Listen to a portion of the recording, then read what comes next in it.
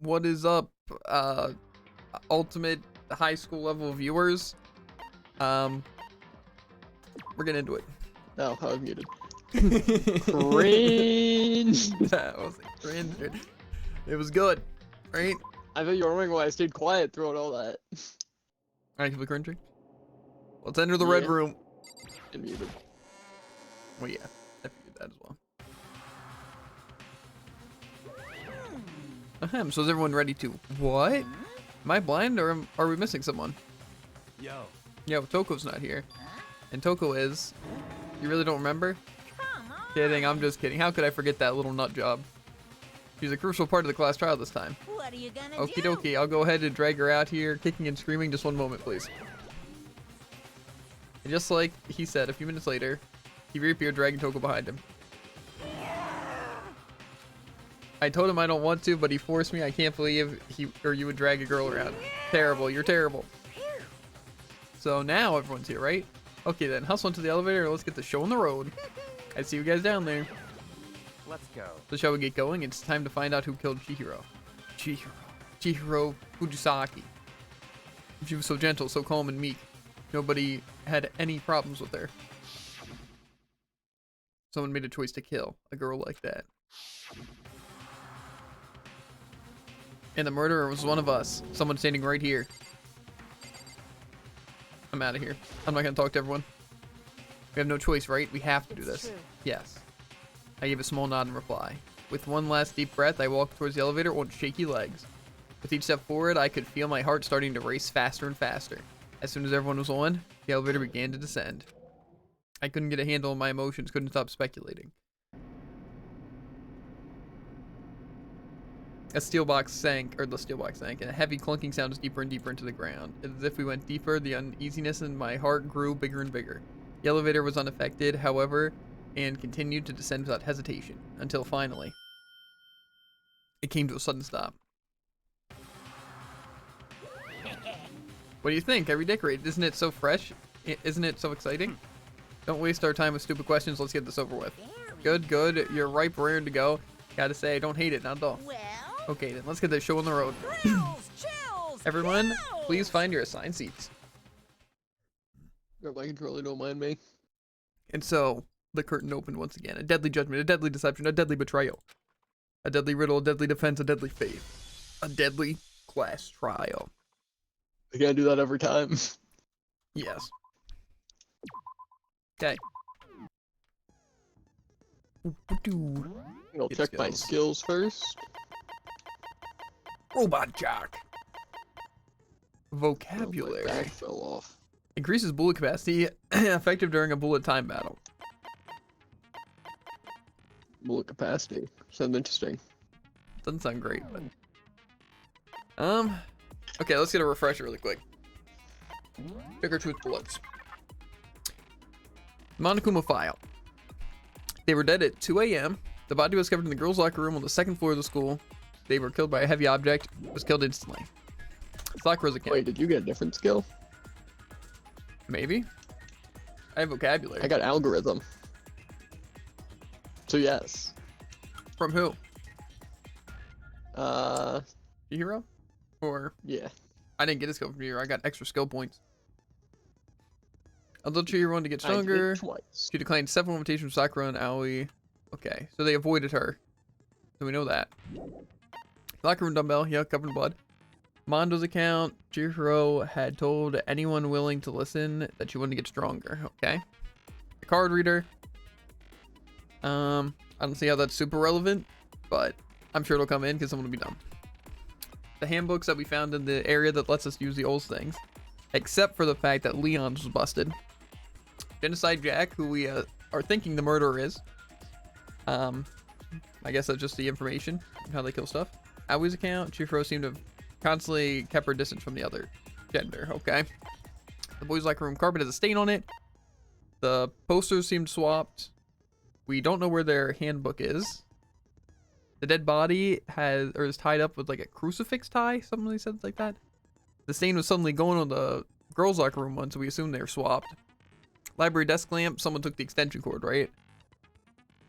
And Celeste's account saying that they the night of the murder, right before nighttime, Chihiro was getting the what's it? The, not luggage. What word am I looking for? Whatever. A bag with like workout clothes in it. Okay. I think I'm ready. All rise. Let's begin with a basic explanation of the class trial. So, your votes will determine the results. Guns are If you loaded. can figure out who With truth done and it, facts. then I'm strapped only they will with receive knowledge. punishment. But if Heck you yeah. pick the wrong one, then I'll punish everyone besides the blackened, and the one that deceived everyone else will graduate. Okay then. So, first off, Strap in, chat. This is gonna be a doozy. let's talk about the murder weapon. First, we have to make clear what was used to deliver the fatal blow. Spin in the chamber. Make your argument. The dumbbell. Can we just like say that? It appears it was a head wound. According to the Monokuma file, the killer used a blunt instrument. But what kind of blunt instrument could it have been? What? The same thing. Guess it wasn't a contradiction per se, but we did answer his question. Yeah, exactly. It appears it was a head wound. Was a head wound. According to the Monokuma file, Ain't wrong. the killer used I missed. a blunt Frick. instrument. But what kind of blunt instrument? I guess it was Why does Wait, that guy talk so fast? I bet it was an iron pipe. It wasn't an iron pipe. You idiot. It was a bloody dumbbell on the floor. Can we agree that the object that dealt the fatal blow was the dumbbell, found at the scene of the crime? It was covered in blood, and there was nothing else at the scene that could have caused that kind of injury. And the wound on the victim's head is consistent with the shape of the dumbbell. As far as I'm concerned, there's no mistake and no room for doubt on this one. I agree. You looked at her head wound? Yeah, we're trying to solve a crime here. Yes! That's so creepy. Jeepers. If you don't mind, I will proceed from here. Let's move on to discussion of the culprit. Although, I believe the criminal behind this heinous act is already quite clear. What? For real? Chihiro's killer is the fiendish serial killer, Genocide Jack. Genocide Jack, the fiendish serial killer. Did he really kill Chihiro? A new element has been added to non-stop debates. Would you like to hear more? Absolutely. This debate, lines of white noise will appear to disrupt your reactions. Your truth bullets will disappear if they hit these lines, so think of them as obstacles in your debate. There's a way to keep this white noise from getting in your way. Press the right mouse button to attach a silencer, which can shoot down the white noise. However, shoot the actual mark with your silencer instead of the white noise. The time limit will decrease, so make sure, okay. But if the actual good sense of gentle white noise won't appear at all. In case you can't forget about the silencer and just focus on the situation in front of you. Well then, good luck. I have to shoot two things. I guess. Okay, the case file. The culprit is Genocide Jack. I'm sure of it. Case closed, as far as I'm concerned. But that's impossible. Why? What makes it impossible? Well, I mean, come on. There's just no proof. No, that's wrong. I'm a sniper. You're wrong. I might know one reason he could be involved. What? I found this file while I was looking around the archive in the library. I guess it's some kind of confidential file the police put together about the Genocide Jack case. What? That's kind of weird as shit, isn't it? What was something like that doing in the library? The why of it is probably more trouble than it's worth. So let's forget about that for now. More importantly, it outlines all the specifics of every Genocide Jack case in exceeding detail. According to the file, there appear to be two defining characteristics in every Genocide Jack case. The first is that a bloody message is found written at the scene of every murder. Bloodlust. Oh, that's right. Booblust. I feel like this guy's a diabetic. No. It's actually bloodlust. That guy is just like, does he want everyone to just like? But that's what I wanna know. more important is the other characteristic, and it's something that has never been made public. Never made public? What the hell is it? Why don't you tell them, Makoto? The other characteristic every time, genocide Jack case, which the world at large doesn't know. If I'm not mistaken, it has to do with the positioning of the body. How the victim was positioned, the body must have defined the word. I got it! They were Apparently, basically in crucified. every genocide Jack case, the killer suspends the body in a certain way. Other than the killer, the only people who know about this are the higher-ups in the police department. However, Chihiro was most definitely suspended in the same way. So, how did the culprit know about this when only high-level police officials were aware of it? You could argue the question, how do we both know if only high-level police officials are aware of it? There's only one logical answer I can think of. It's because the culprit in this case is the real Genocide Jack. No fucking way! You're saying Genocide Jack is one of us? Yes, in fact, it's Toko. What?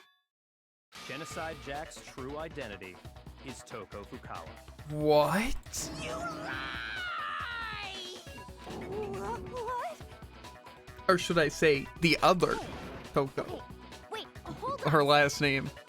Toko has like bloodophobia or whatever, remember? Mm-hmm. Yeah, That kind of bloodophobia. serial killer is afraid of blood. Is Toko Genocide Jack? The answer is yes And and no. no. Another riddle? Man, why is this gotta be so complicated? It's a riddle for sure, but I feel like I understand it. What it means for Genocide Jack to be Toko, but also to not be Toka. The answer is that she's not just one person, but multiple people, right? Hangman's Gambit. That's a word I know.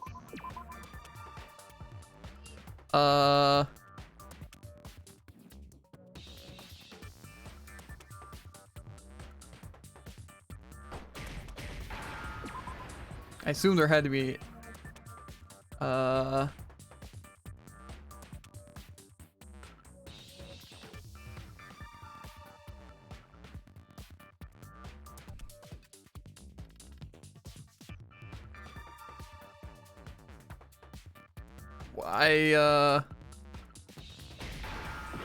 no, it's not what I meant to click.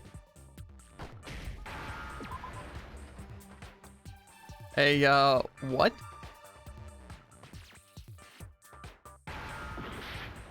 Okay, I'm getting dunked on.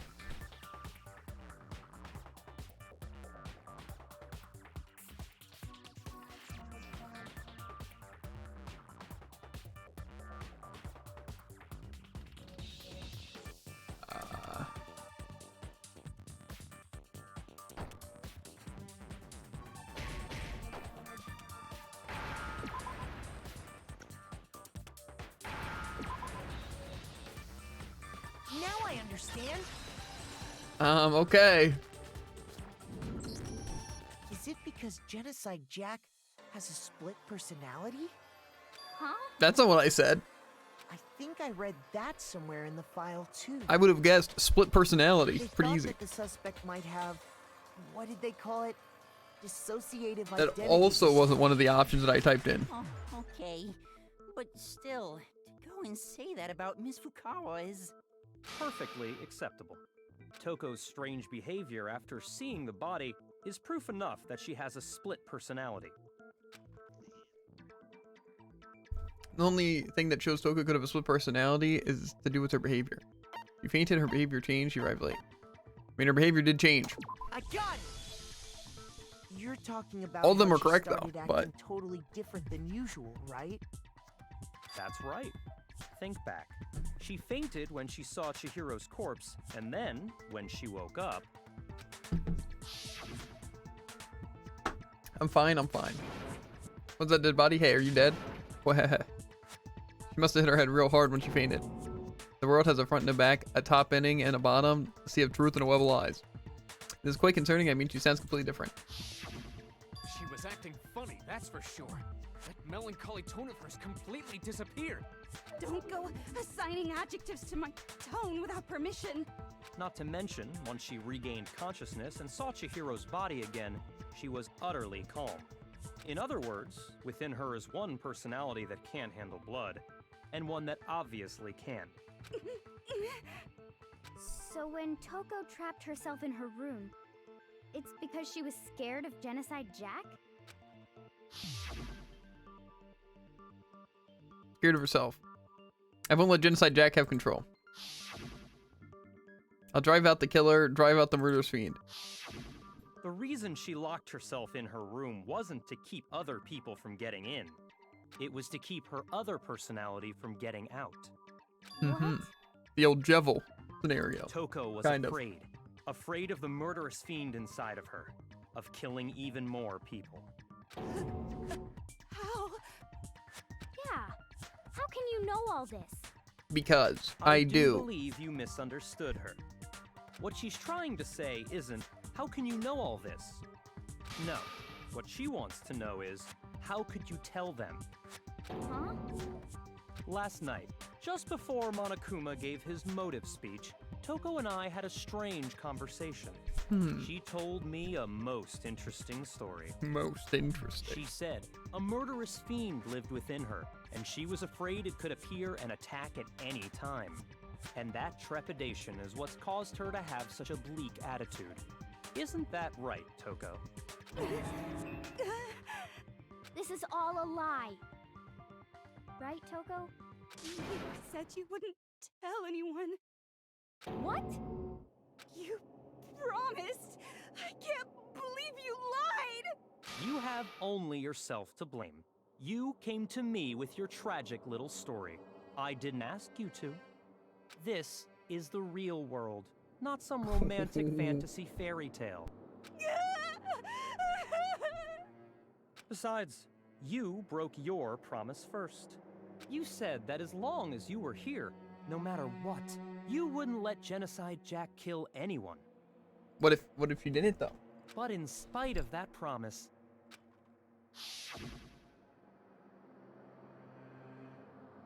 I'm sorry I couldn't keep our promise. But don't worry, never again. I won't let Genocide Jack have control over again. You said if I kept my promise, you would go out with me. That's the only reason I promised. how many times do I have to tell you? I never said that, but you weren't able to do it. You just couldn't resist that rush you got from killing, could you? I tried. I swear I tried to control it, But your efforts were useless. What a disappointment. Come on, bring out Genocide Jack. I hate you. Well, the opening act is nearly finished. All that's left is to hear from the person in question directly. The person? You don't mean... Oh, baby.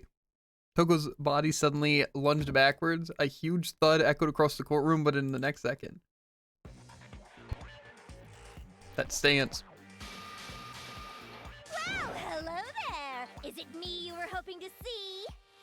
Yes. What the heck? Genocide Jill. So you figured it out, huh? Well, whatever. What are you gonna do? I'm the ultimate murderous fiend, Genocide Jack! Or better yet, let's go with Genocide Jill! What the fuck is this? Toko, what happened to you? Not Toko, that's a loser name, and what happened is a textbook split personality. So what if one of them happens to be a serial killer? You should turn a blind eye to one's faults.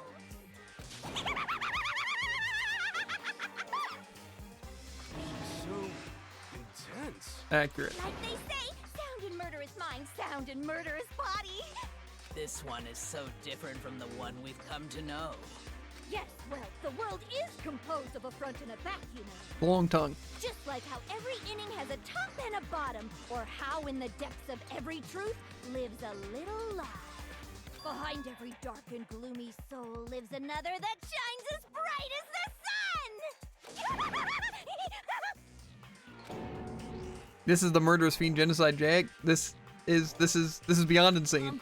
Miss Jack, Jill, can I ask you a question? What's up? Some of us think you might be the mastermind behind our entire situation. What are your thoughts on that? Well, I'll tell you. I am the mastermind of all masterminds. Just kidding. Then it's not true? Of course it's not true. How dare you try to link me to that creepazoid? And another thing, the police and government and society in the outside world are totally powerless. I mean, they just let this idiotic bloodthirsty maniac go buck wild all over town. Sure, I'm a bloodthirsty maniac, but life is pain, right? To live is to hurt other people. It's a necessary evil if you want to survive. The act of living itself causes pain for everyone. Just kidding again! I was about to say, that doesn't exactly make sense. This should be enough to convince you. This murderous fiend is responsible for Chihiro's death. There's clearly a motive, so there should be no doubt. So the motive is they're a killer, so they kill? A motive? Remember what Monokuma told us? If someone didn't murder and graduate within 24 hours, an embarrassing memory or secret would be revealed. Well, let's assume that Toko's secret was about Genocide Jack. If a secret like that came to light, Toko's life would have undoubtedly been forever ruined. So she had a very clear motive to never have that side of herself exposed. Interesting. Very, very, very interesting. But sorry, as much as I hate to admit it, I'm not the culprit. But I cannot imagine anyone other than you could murder someone in such a bizarre fashion. Maybe so, but nevertheless, it's the truth. Do you really expect any of us to believe you? Yeah. I could never believe a word you say, you monster. I kind of believe her. Maybe she's totally right about that, but something still bothered me. What she said, I need to get some more details about all of this. Make your argument. Status of the dead body. Sorry, but I didn't kill anyone. You say that, but do you really expect any of us to believe it? Perhaps if you had an alibi, that would change things. Oh, an alibi, huh? Now we're talking. When you compare your past murders to this incident, the modus operandi matches completely. What more proof? Correct, I missed. I had to make out his words, and then I just had to use context. You killed her. Yeah. His whatever word he just said. Something apparatus. Sorry, but I didn't kill anyone. You say that, but do you really expect any of us to believe it? Perhaps if you had an alibi, that would change things. Oh, an alibi, huh? Now we're talking. When you compare your past murders to this incident, the modus operandi... You're wrong. No, it's wrong. Truth bullet. Are the methods of murder really exactly the same? I'm not so sure about that. I think there's a slight difference between the Genocide Jack cases and this. Also, I think this game's a little too smart for us here. It's saying words we don't understand. This makes it kind of hard. You know? More so words we don't know. We kind of understand them. We just don't know them. Oh, you don't know? Well then, human garbage, let me tell you! I murder with passion and conviction. I consider myself a professional, and I have a very particular way of doing things. Yeah, it seems like they are hung up by the scissors. Imagine you go to a fancy Italian restaurant. They're very picky about the noodles, the sauce, everything. But what happened to Chihiro? It'd be like if that same Italian restaurant started using ragu or Chef Boyardee. This is no creation of mine. Let me rephrase that in a way that maybe makes more sense. There are two clear differences between the Genocide Jack cases and this one. There's one clear difference between the murders, and the photos from the other Genocide Jack cases. Look at the neck and stomach. You'll see a clear difference. Victim's fatal injury, the style of the blood message. I wasn't paying attention. I'd like to see the picture again. I got it! Okay, I was right. For one, the cause of death is different. In the Genocide Jack murders, all the victims were killed the same way. According to the case file, they were all apparently killed with a pair of scissors. But Chihiro died from a blow to the head, right? Ah, yes. That is remarkably different from the other murders. Wouldn't it be strange for someone who kills the same way without fail to suddenly change their method? And there's more. One more conflicting detail. That's right! In my recipe of murder, if the bloody message is the tortellini, then the arrangement of the body would be the pesto sauce! Yes, exactly. Could you please stop comparing killing people to cooking? So, are you saying the other difference has to do with how the body was arranged? That's right. The second difference is related to how she was suspended. In the opposed to the other genocide Jack cases, all the other victims were stabbed with their hands. Here you see a clear difference. When she was suspended, what they used to suspend her. I got it! Do you remember what the killer used to suspend her? I do. He used some kind of rope to hang her up by her wrists. What is your point? Well, in all the previous genocide Jack cases, something else was used to suspend them. Specifically, pairs of razor-sharp scissors. And guess what? I use my own specially designed scissors for the murders and the arrangement.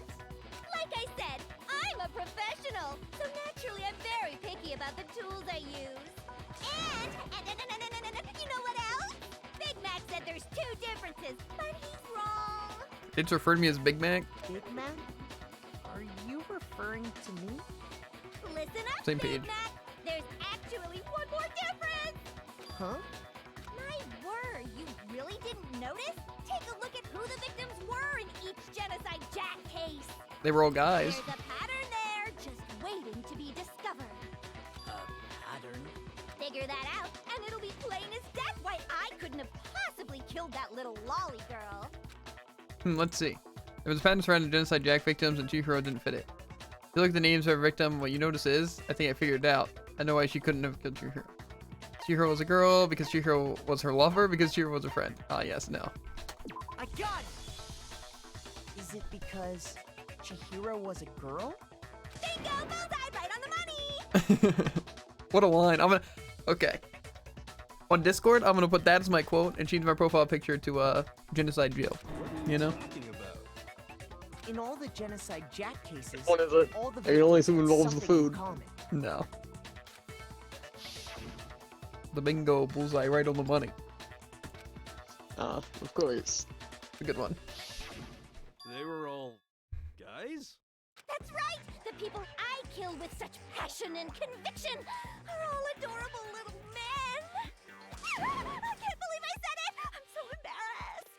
The hell is wrong with you? I can't help it! I'm just a full-throttle boy-on-boy fangirl, and the mopey side of me just hates it.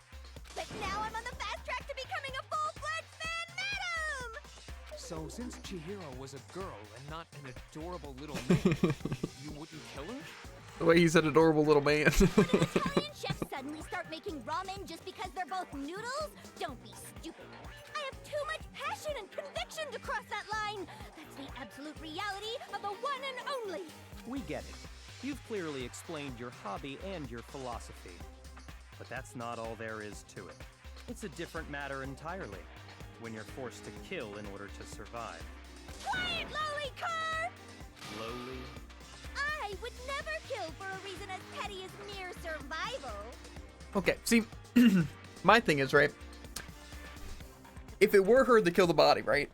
The issue that I find with it, besides, like, just her points of, like, why would I do it, right?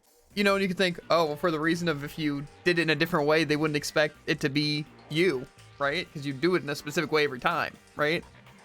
And they're like, well, you know, what if you're desperate, though? But it's like, then why would she suspend the body and write bloodlust on the wall? You know, that seems like, you know? And if by some fluke I did And she doesn't seem survive, stupid. why would I bother with the message and arrangement? Wow, they literally... Literally the next line. Maybe.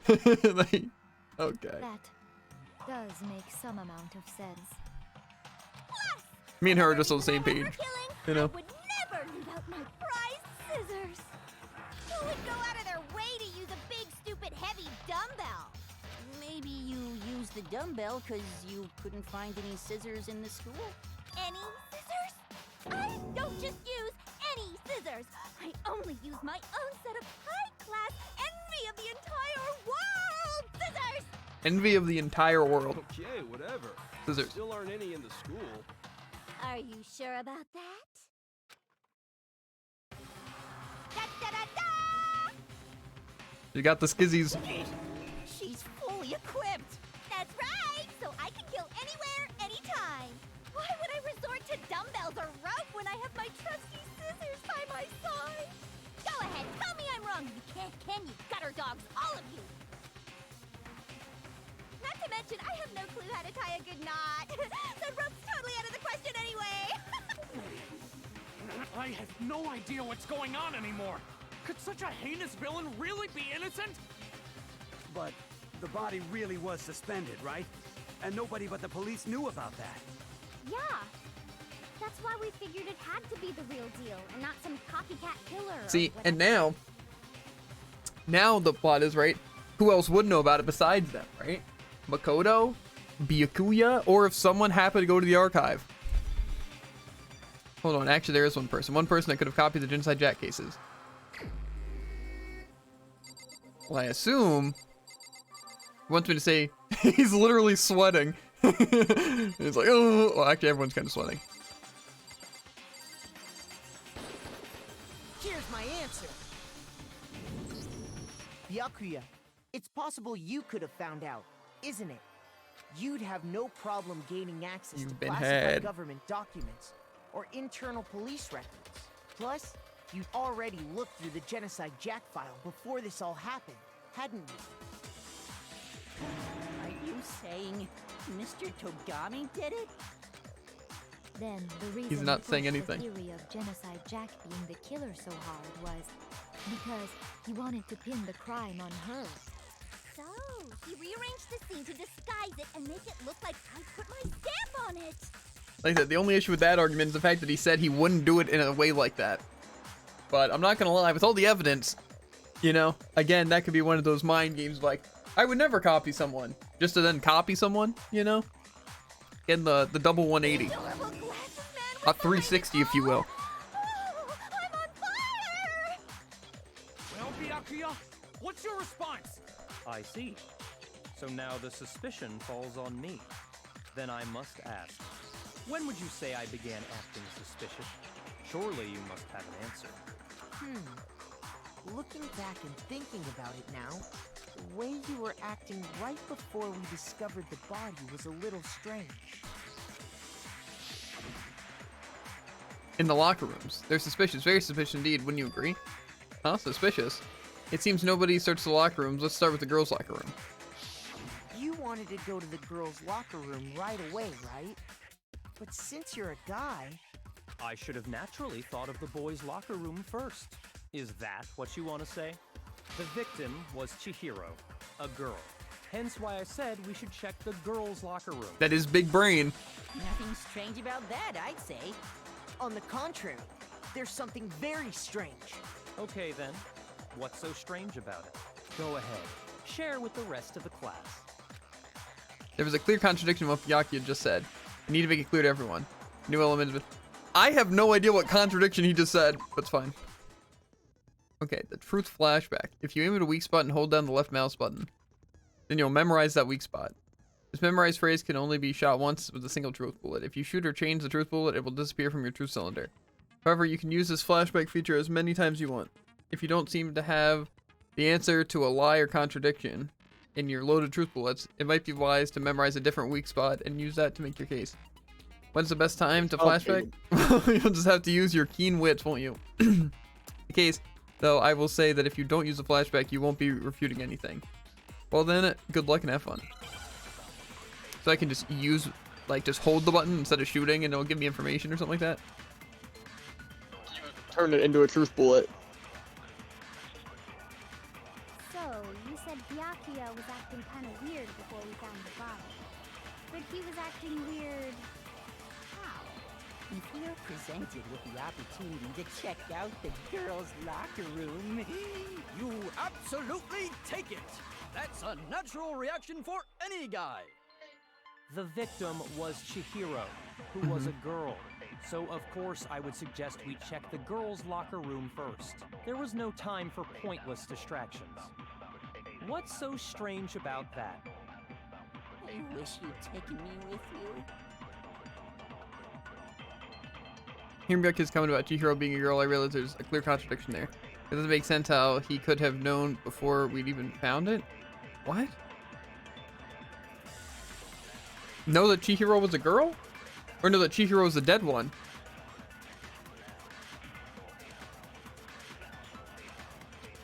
Okay, I need to make this contradiction clear. What? So, you said Byakuya was acting kind of weird before we... I think I remember being confused by that one too. Don't remember what the things were though. If you're presented with the opportunity to check out the girls' locker room, You absolutely take it! That's a natural reaction for any guy! The victim was Chihiro. Okay, it was just first and second. I'm confused in the contradiction. Didn't we know it was Chihiro? I'll tell you what's so strange about that. Didn't, because they were the only one missing, right? It's like, let's split up and look.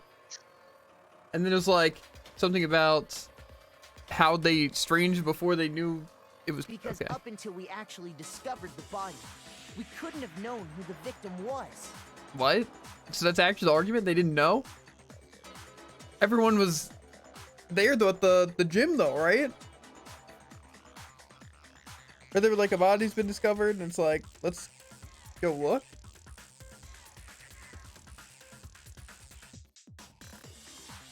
I guess the only situation is, I guess, was Toko and Byakuya not there at the dining hall meeting thing?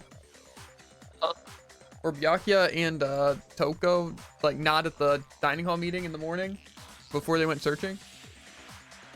I'm not positive it was the same day. Well, probably. Oh, because if that was the case, that would make sense of how they know who the victim was. But, at the same time... So your claim that you went to the girls' locker room first because Chihiro was the victim doesn't hold up. I see. That's a good answer, I must admit. Interesting. Very interesting indeed. But your reasoning is still too weak. I agree. I don't see how that's very weak. Or What's not, wrong? like... Is yeah. that it? Surely you've got more than that. Go ahead. Show us. What's with Byakuya's attitude? It's like he doesn't even care. I've got him cornered and he's acting like it has nothing to do with What's them. the matter? You're not finished already, are you? There must be more to it. There is. I think. There is more to it. Think about it. There's a lot more to it. We just talked about the differences between this case and past Genocide Jack incidents. The proof you're looking for is hidden in there. Oh? Proof that I'm the culprit, you mean? The difference between this case and Genocide Jack murders. The evidence proves Byakuya is responsible for it. What could it be? The extension cord. That would be what I would think. Oh yeah, the desk lamp. Okay. What? The difference between the cases? You want me to explain it again? When I want to kill, I use my very own special scissors. And I use those same scissors to arrange the body. But Chihiro was suspended with... It was some kind of rope. Was it not? That's right! It absolutely was! Then there must be something very fishy indeed about that rope. Hey, Byakuya, where'd you get it from, huh? I'd never seen that. Ha! But you have! This guy's getting absolutely dumped on. Actually, I'm pretty sure you have seen it before. Because, you see, that rope, or should I say, that extension cord? What? An extension cord? Byakuya, you've used the extension cord in the library more than once, haven't you? And the same extension cord that was in the library all this time went missing after the murder. And there's no way someone who uses that extension cord as much as you do wouldn't discover that fact. And Byakuya must be the one who took the extension cord. I can't imagine any other possibility. I mean, anyone could have taken an extension cord. That's really what you think? Then your conclusion is something like this? I killed Chihiro in the girls' locker room, then hung her up and wrote that bloody message. I intentionally made it look like Genocide Jack was behind it. The only issue is getting into the girls' locker room. Is that about right? He's doing it again. He's totally calm, totally unconcerned, as if he's not even involved. Wait, not even involved. What's wrong? I asked you if you think that's what happened. Hell yes, that's what happened. So that's it, right? Byakuya's the killer. I don't disagree with not disagreeing. He kept calling this a game, right? So he'd be totally willing to do something like this to win. Sorry, but could we hold on just a second? I think we need to talk about this a little more. Sure. Do we really need to? We've already decided who did it. I know, but still, there's something that's still bothering me. Is that right? And what, pray tell, is still bothering you? A lot of evidence I haven't used. I killed her in the girls' locker room, then disguised my crime. Specifically, I dressed it up to make it look like it was the work of a homicidal psychopath. What about all that bothers you? Wait, was that just now something's not right? Chihiro's body was definitely found in the girls' locker room, but does that mean they really just accept what Byakuya said is the truth? No, I don't think so. There's definitely something off of what he says. Extension report, genocide Jackford, scene of the crime. I got it! You say you killed Chihiro in the girls' locker room, right? But are you sure about that? Isn't it possible that the murder took place somewhere else? I think so. How disappointing. What kind of question is that? Even in the world of disappointments, this is a true letdown. She was found dead in the girls' locker room. There is absolutely no question about that. How could the scene of the crime have been anywhere else? Well, I think it's entirely possible that she was killed somewhere else, then carried there later, along with the rest of the murder scene. The rest of the murder scene? That was awfully specific. Please tell me you have a reason for saying all of that. I believe I do. I do. Hey Byakuya, did I just take you off guard? And the story suddenly moved to the crime scene. Byakuya, who would have been so confident up till now, maybe Byakuya never even realized that the actual scene of the crime could have been somewhere else. Don't just move on without permission. What do you mean she was killed somewhere else? Come on, Makoto. If there's any chance the murder took place somewhere else, let's see the proof. Evidence shows the murder took place somewhere else. There was something that was switched between the boys' and girls' locker room. Well, I assume the carpet was, but definitely the posters. I got it! The proof that she was killed somewhere else is the poster that's hanging in each locker room. Your proof is some posters? The poster in the girls' locker room was a picture of a big supermodel. But don't you think that's kind of strange? You could just say a model, you know? Why would the girls' locker room have a poster like that? Okay, it's too vital. I bet those massive jugs of hers were totally fake! Meanwhile, the boys' locker room had a poster of the super popular boy band Tornado. Again, that doesn't really seem to belong in a boys' locker room. So you're saying that maybe the posters were switched? And there's one other thing I noticed about the locker rooms. You know what I'm talking about, right, Sakura? You're referring to my protein coffee, aren't you? Protein coffee? While I was in the girls' locker room earlier, I spilled some protein coffee on the carpet. But I noticed that after the murder, the stain had been totally scrubbed away. No, it's not the thing that was scrubbed away. It was moved. I got it! The stain on the girls' locker room carpet wasn't scrubbed away. It was swapped. In fact, I found it on the boys' locker room carpet. That's definitely the stain from my protein coffee.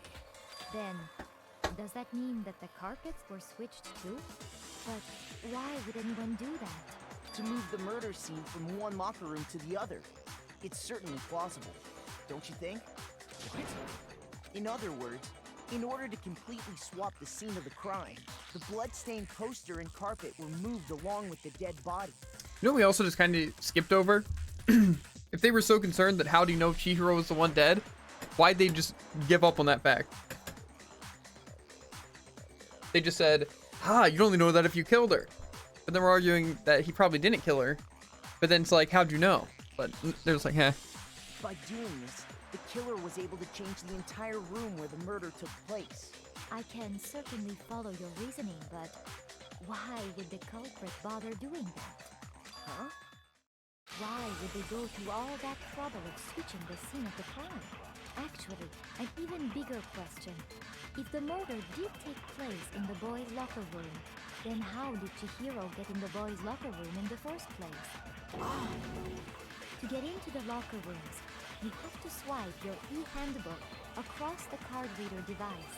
But Chihiro's handbook should have only allowed her access to the girls' locker room. She had no way to get into the boys' locker room to begin with. No, she did have a way, and I can tell you what it was. I highly doubt that. Shut up! I'm telling you, I know how she could have done it. Is he right? Chihiro could have gotten in the boys' locker room somehow? I assume the little disc things that we had.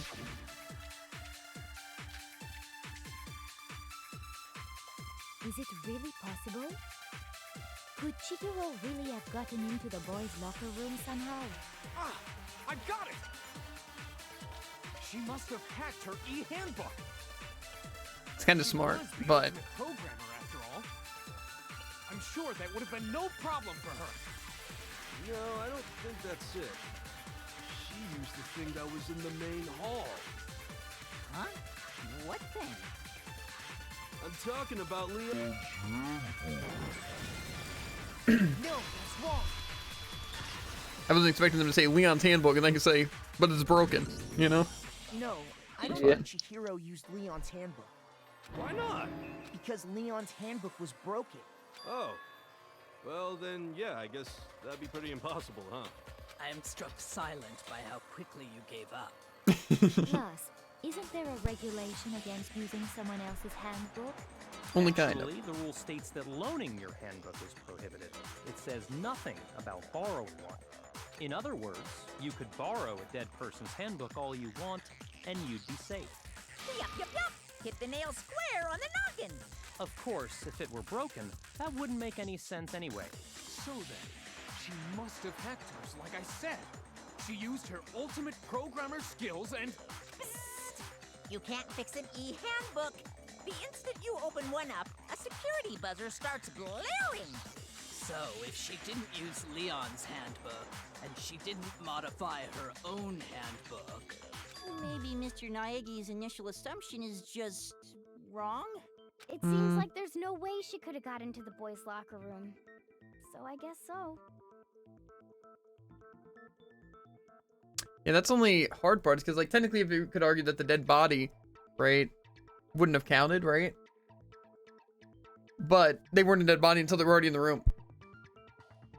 So if they weren't dead until they got into the room, it would still count as the body. And I doubt they died via the gun, seeing as it was not shot. Okay then, I vote for Byakuya. Is that it then? Chihiro was killed in the girls' locker room, and Byakuya was the one who did it, really? But still, I don't know what else I can do. Hold on a second. I agree with you, though. I think you're on the right track. So let's see. She's withholding information. What the? You finally decide to open your mouth and that's what you've got to say? There's no way she could get in the boys' locker room, right? So... Why are you so sure she couldn't get in?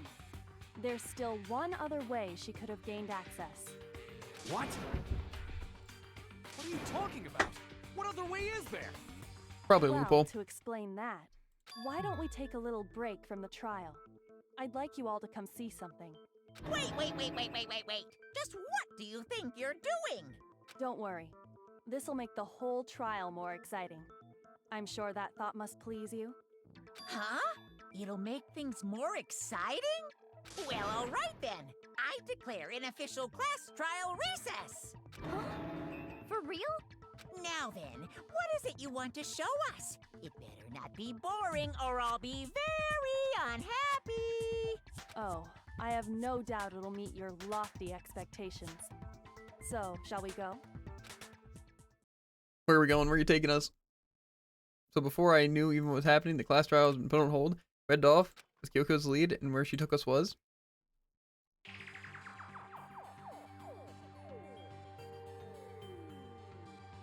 girls' locker room? We've already searched this place top to bottom. What are you trying to pull, Missy? I'd like you to examine the victim's body one more time. You want to check it again? Be sure to examine the entire body very carefully. Take your time. I don't like where this is going. Examine her carefully? Like using our hands? This guy, bro. This guy. No way, no way, no way, no way, no way! It's probably best if I don't run my hands all over a girl's dead body. It's not that I'm creeped out or anything, it's just based on religious grounds, you know? Very well. I'll do it. But you're a girl. You shouldn't have to touch a dead body. Just let one of the boys do it. No, it's okay. I think Chihiro would rather have a girl examine her. So just leave this to me. Sakura. What is this? Some kind of secret girl-on-girl action? Is that what you two are about? I don't think that's exactly how it works if one of them's dead. That's not it at all. Stop screwing around. Okay, here I go. I'm sorry, Chihiro. Please excuse the intrusion. Putting her hands together in a brief prayer, Sakura then began to quietly examine her body. Be sure to check her entire body, and I believe we will solve this particular mystery. Her entire body? I know you say that, but... What? This is... What is this... What is it? Not possible. It's not possible. Sakura's eyes were staring widely at Chihiro's lifeless form. Her massive frame trembled. This girl is what? Is a boy. Ah, I see. So she was actually a he. Interesting. Thank you for confirming this fact. I was about to say, he seemed awfully calm about that. You're joking, right? I wouldn't joke about this.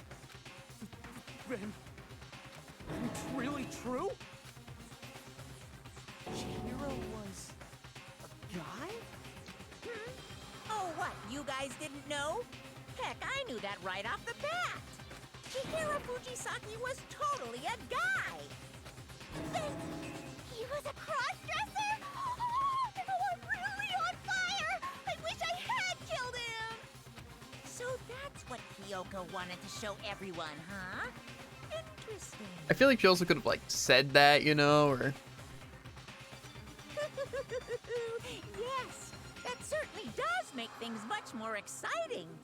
Now let's ride this wave of excitement back to the courtroom and get back to the trial. Well, now it would be almost impossible for the murder to happen in the girls' locker room. I do apologize for keeping you waiting. The only issue with that statement Let's resume the class trial. is that doesn't necessarily... Oh, actually, yeah, I guess it does make it easier. That means it had to have happened in the guys' locker room then because of Leon's broken handbook. And yeah. And they could have gotten in using either of the other handbooks. We've all just learned of the shocking revelation that Chihiro was actually a boy. Let's pick up from there. You know what's weird about that, though? That means whoever killed Chihiro must have not known. Right? Because, like... Well, actually, no, they would have had to have known. The thing is, though, that, right? If you killed someone, you know, like, say that, for example, I feel like they would have probably investigated, as well as they would have had to use... They couldn't have used her handbook, because it would have been for the guy's one. So that means they would have had to know that it was actually a guy. So then they put the guy's body in that room, knowing that, as if the people investigating the dead body wouldn't know that. But that also makes sense why the, Huh? What are you lost about? What are you talking about? Chihiro died, right? But basically that means the person who killed Chihiro knew that it was a guy. Because they couldn't have gotten into the girls' locker room with Chihiro's thing. So that means they would have known. But I don't see the point of moving it to the girls' room, because, like, they just assumed that no one would check her body, I guess. I mean, took them a while. Yeah, I mean, that wouldn't be the first place I'd check, you know? Doesn't seem really relevant, but I don't know. Yeah. That explains the missing e-handbook, though, for sure. Because then it'd be like, oh, well, I guess just bank on the fact they wouldn't check that, and then they couldn't use the handbook to try to get into the thing. I don't know. The thing is, though, it doesn't seem like a weird thing to do to check the entire body, you know? But, like, also, it's like, why would you really check there, you know? Doesn't seem very important, I would say. I don't know. I feel like after that, like, something like that, though, I feel like I'd want one person to be designated, like, to look over the entire body to see any other information. But, I don't know. Yes, well, I don't know his reason for hiding it, but the fact is, Chihiro was not a girl, but a boy. I think Chihiro was actually a guy. I thought it never even crossed my And mind. because the victim was male, he would have had no problem gaining access to the boys' locker room. Assuming his handbook did, in fact, list his gender as male, then yes, that would be true. Monokuma confirmed? Of course his handbook said he was a boy. He dressed like a girl, but he was a boy through and through. So then, there should be no issue with Makoto's initial assertion. The victim was killed in the boys' locker room, and was then later moved to the girls' locker room. And the killer could have easily used Sayaka or Junko's handbook to get into the girls' locker room. Yeah, but again, then the issue lies that they would know that it would have had to been a guy that did it, because there's no way a girl could have gotten into the guy's room. Unless there's a twist with someone else, you know? That's genius. That'd be crazy. Boys' locker room?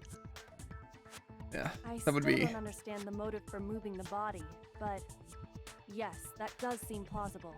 Well, I must admit, I did find it rather odd. I knew he felt a little off. There was a certain incongruity to his female body. This is a most titillating situation! So now everything has been connected. All the mysteries have finally become clear. That still makes Byakuya seem pretty guilty, seeing as it would have had to have been a guy. Guy could have done that. Okay, well, connected or clear or whatever. We still think you're the killer, remember? The only thing we can confirm is that it wasn't a female unless there was another loophole. That only clears like 3 names, Very but interesting. does clear Genocide Jill. This has become very interesting indeed. Ah, he's off in his own little world. What about you, Makoto? After everything we've learned, do you still think Byakuya's the killer? Well, without a doubt, Byakuya is the one that made Chihiro's death look like Genocide Jack did it. But I... Wait. So now they're... Okay. Now their argument is saying that he didn't... Or they don't know if he killed the body, but he set up the body. But that seems kind of like, why? Why would he specifically set it up to look like that if they didn't even know it was them? I think he might not actually be the killer after all. He said there's no doubt he didn't set it up. That just seems like a really stupid thing to do, though, doesn't it? So like, oh, I think it's this person? It had to have been, right? But no, because if he didn't set it up, or if he's the one that set it up, then... What? I'm trying to understand the mindset here. You got any words of the wise? About what? They said there's no way that he, like the Byakuya, wasn't the one that set up the body. So they're saying, oh, he must have seen that Chihiro was dead and then set it up to look like that. That's basically the argument. But you don't benefit whatsoever. Right? For making it look like that? Yeah, unless he was the one that killed him. I mean, for his own personal reasons. Didn't he say he wanted more than anything to just find who the genocide person was? And I mean, he succeeded. Yeah, but he already knew. Toko told him. That's a good point. And plus, I don't know, that doesn't make sense to me. But again, he doesn't benefit whatsoever. Because he basically is just helping the person get away with murder. That just kills him. Especially because he technically wasn't even like an accomplice, you know? So why would he possibly set it up there? That just throws everyone off. It's like he just wanted himself to look guilty. Yeah, it's kind of insane like that. You the one who accused him in the first place? He just seems to be too easygoing about all this. Like he's enjoying us solving the mystery. The way he's acting, it makes it seem like it doesn't have anything to do with him. I'm still just genuinely confused. This guy's throwing the game, Jared. He's legitimately just throwing the game. That's exactly what it is. Like, I don't understand the point of looking guilty for it, unless like you are fine throwing away your life to let someone else win. You know? But I don't think that's the case here. And you think that might be because it doesn't How have did I miss anything that? to do with him? What? I knew exactly what the weak point was, but I missed. Plus, Imagine. the evidence he left behind was a little too... how can I put it? Overt. He consciously chose to use the extension cord, knowing it could connect him to the murder. At least, that's how I see it. That's how I see it as well. And Byakuya, when you found out the murder took place in the boys' locker room, it seemed to rattle you. And then again, when you found out Chihiro was actually a guy, if you really were the killer, that stuff wouldn't have had any effect on you. So that's your thinking, huh? Well, it bothers me that you don't have more concrete reasons, but it's fine. I guess I'll mark it as correct for the time being. Mark it as correct? He's right. I am not the culprit. I just happened to come across the corpse in the girls' locker room and decided to alter it. I need to hear his reasoning for this. Fucking with us right now? No, I am not effing with you right now. I'm telling you the truth. Well, I find it very hard to believe. Go ahead. Find it very hard to believe. You're free to be executed along with the rest of us. If you're really telling the truth, then why? My question's exactly. Why did you do that to his body? My reasons hardly matter right now. Uncovering the culprit is much more important, wouldn't you say? This guy's psychotic, Jared. I don't know what to say. This guy's completely off his rocker. Now then, if it wasn't me, who was it? Well, I don't think I can say for sure without talking about it a little more. Do we even know what evidence is real at this point if he altered it, though? We're seriously gonna keep going? We're all good, aren't we? I was saying- I thought it was clear Byakuya did it. Do we even know what evidence is real then? Because, like, he said he found it in the girls' locker room, which means he would have altered it to the point of just hanging it up and writing bloodlust, probably. But how do we know he's not the one that swapped it? Right? So how do we? We don't. Exactly. There's nothing proving that he isn't the killer. What do you mean? Well, does he? Does he what? Have anything that proves that he isn't the killer? No. No, he really doesn't. At least not yet, where I'm at. No, I'm with Makoto. If there's any doubt whatsoever, we need to explore every possibility. Because if we're wrong... But the thing is, he said he didn't do it. He said I'm not the culprit. That he altered the scene that he found in the girls' locker room. I'm with you too. Damn straight. Count me in. Do you not have a mind of your own? Of course I do. What am I, an ant or something? Anyway, let's discuss this all as a group one more time. We still have time to make our decision. That's very true. I'm kind of panicking, Jared, because right now with the thing, I have no idea who did it besides Byakuya. But I really don't think Byakuya did it because he said he didn't do it. You know? Yep. So. Our lives are all on the line. Excellent. Then shall we resume our game of hide and seek? Hide and seek. That was hide and seek. But if Byakuya didn't do it, who's a killer? Who murdered Chihiro? There's one thing that we can be sure that we don't know about the killer. The killer was able to gain access to the real murder scene, which means the killer is a guy. I got it! Well, since the crime scene was in the boys' locker room, you need a boys' handbook to get in. Since Leon's is apparently broken, the killer would have had to use their own. In other words, it had to have been a guy. But there's still not enough. I need to find some more clues.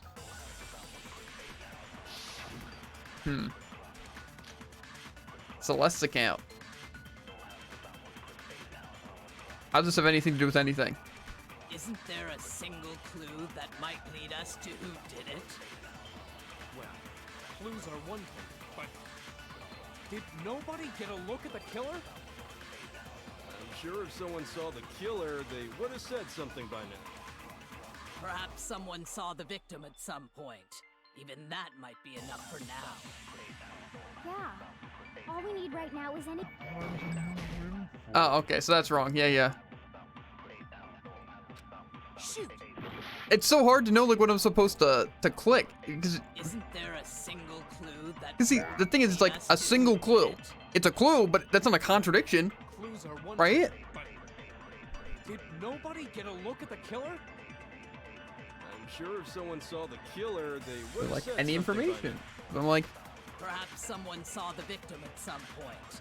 Even that might be enough for now. we have to wait for someone to say there's no new information. But like, ha. All we need right now is any kind of new info. It's over. It's all over. You want to know who saw the victim? The killer. And no. And it's not like they're just gonna turn themselves in. Game over, man. Game over. Yay! No! Not game over! Matter of fact, there is an eyewitness account regarding Chief Hero. She has more information about it. Isn't there a single clue that might lead us to who did it? Well, clues are one thing, but See, I want to say it's a single clue, did but nobody get a look at the killer? it seems I'm sure Again- if someone saw the killer, they would have said something by now. it's not a contradiction. Perhaps someone saw the victim at some point. Don't we have any clue? Even that might So be again, enough it's for not saying now. they're lying or contradiction. Yeah. All we need right now is any kind of new info. It's the same as this It's one. over. It's Gonna choose all this guy. over. You want to know who saw the victim? Only the killer or something like The that. killer. Okay. No. I don't see how this matters. How is this? How is that a contradiction or a lie? That only the killer saw the killer? Or only I the killed saw the believe someone killer? else did see the victim before he was murdered.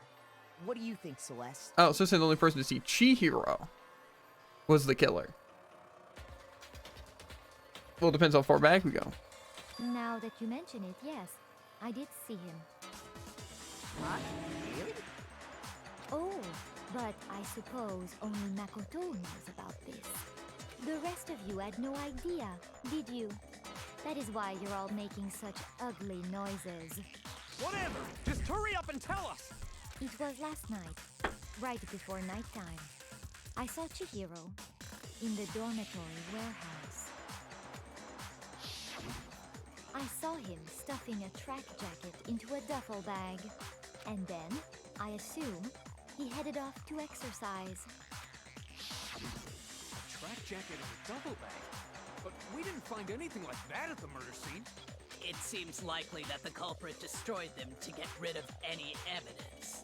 And that is when he said something that struck me as rather odd. But I better get going. I'm kind of in a hurry. Chihiro told me he was in a hurry. But why would he be in a hurry?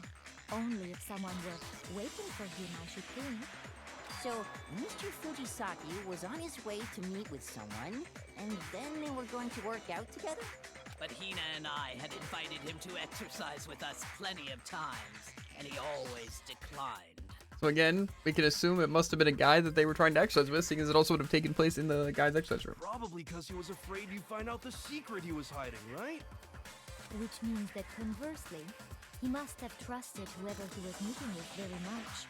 Enough so that he was willing to risk his secret being revealed. What a marvelous friendship! The point is, whoever he met up with is the culprit, right? So we just gotta figure out who it was. But knowing what we know, I can't even guess. No. You already have what you need to make the connection. Do we? They met up with a guy at the gym. All the guys here look like they work out. Huh? Except, you know, You know me, who the Makoto. killer is. Yeah, definitely not the other guy. Seriously? Who is it? Who's the killer? Think back to the track jacket and duffel bag the killer disposed of. Focus on the details of these items, and it should become obvious who was waiting for him. Are you sure about that? I don't think a duffel bag and a tracksuit really. You really think we can figure out who did it based on 2 pieces of evidence that we don't have? What? You want to track down some fingerprints or something? Even if we had the equipment for that, we wouldn't know how to use it. As was noted, the evidence is already gone. There's nothing to get fingerprints from. Maybe, but we can make certain inferences if we just take the time to talk it out. Easy for you to say, but fine. Celeste, did you notice anything special about the bag or jacket? The bag was just a normal duffel bag from the Huh, a warehouse. normal duffel bag. It wasn't a Bukia duffel bag. All the bags in there are the same, so I can't imagine what would make that one special. Well, if I remember right, there was a decent variety of tracksuits to choose from.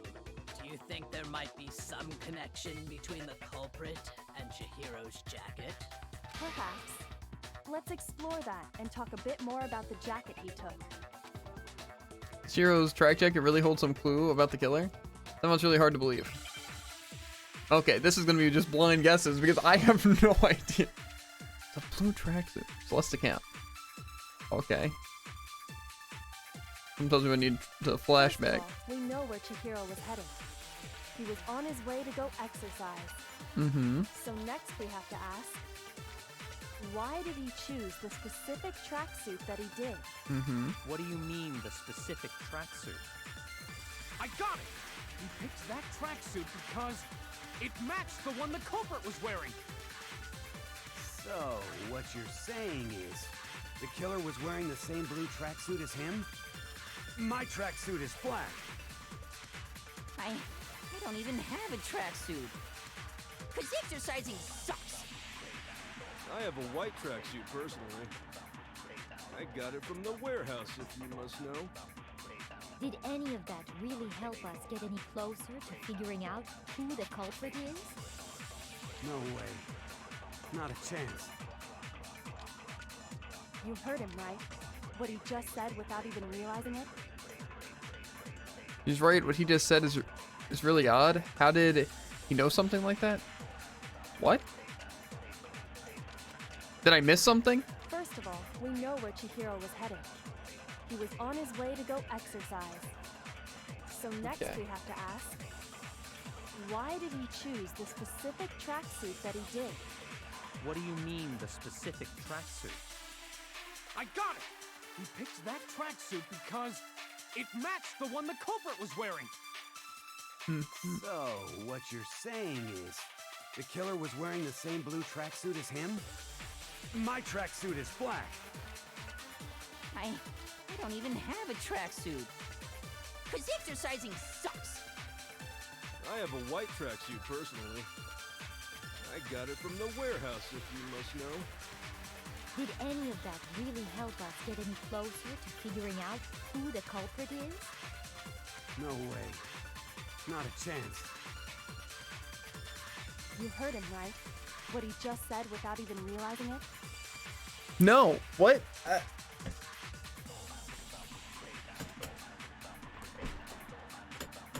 What? I'm so confused. Oh yeah? What King of Frogs? I'm trying to big brain this. For some reason, Brawl runs at Where you at 350 foot a bit. Where am I at? It's the point where it's like exercise blue track, or yeah, the blue tracksuit, the black one, and the white one. It's like, you heard that, right? What he just said without even realizing it. Yeah. He said nothing weird. Look within your mind's eye. To somehow get more information? Like the flashback bullet? I'm not in a position to share that kind of information. Yeah, I guess I'll flashback bullet his black tracksuit. And then if that doesn't work, I'll do the white tracksuit. If that doesn't work, I'll do the other one. See what happens. On his way to go exercise. So next we have to ask, why did he choose the specific tracksuit that he did? What do you mean, the specific tracksuit? I got it! He picked that tracksuit because it matched the one the culprit was wearing. So, what you're saying is, the killer was wearing the same blue tracksuit as him? My tracksuit is black. I don't even have a tracksuit. Cause exercising sucks. I have a white tracksuit personally. I got it from the warehouse, if you must know. Did any of that really help us get any closer to figuring out who the culprit is? No way. Not a chance. You heard him, right? What he just said without even realizing it? What am I supposed to be gaining from this information, Jared?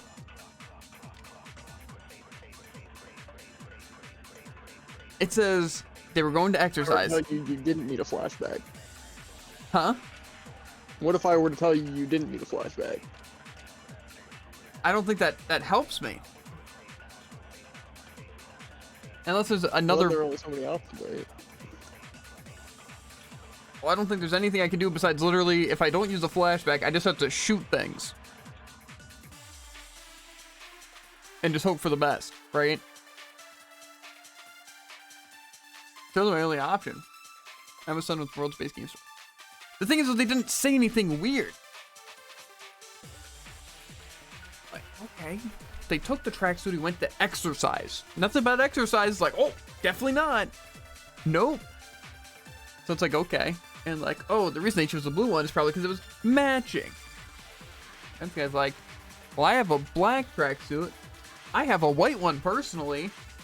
Did you hear what he said? They both have different color tracksuits.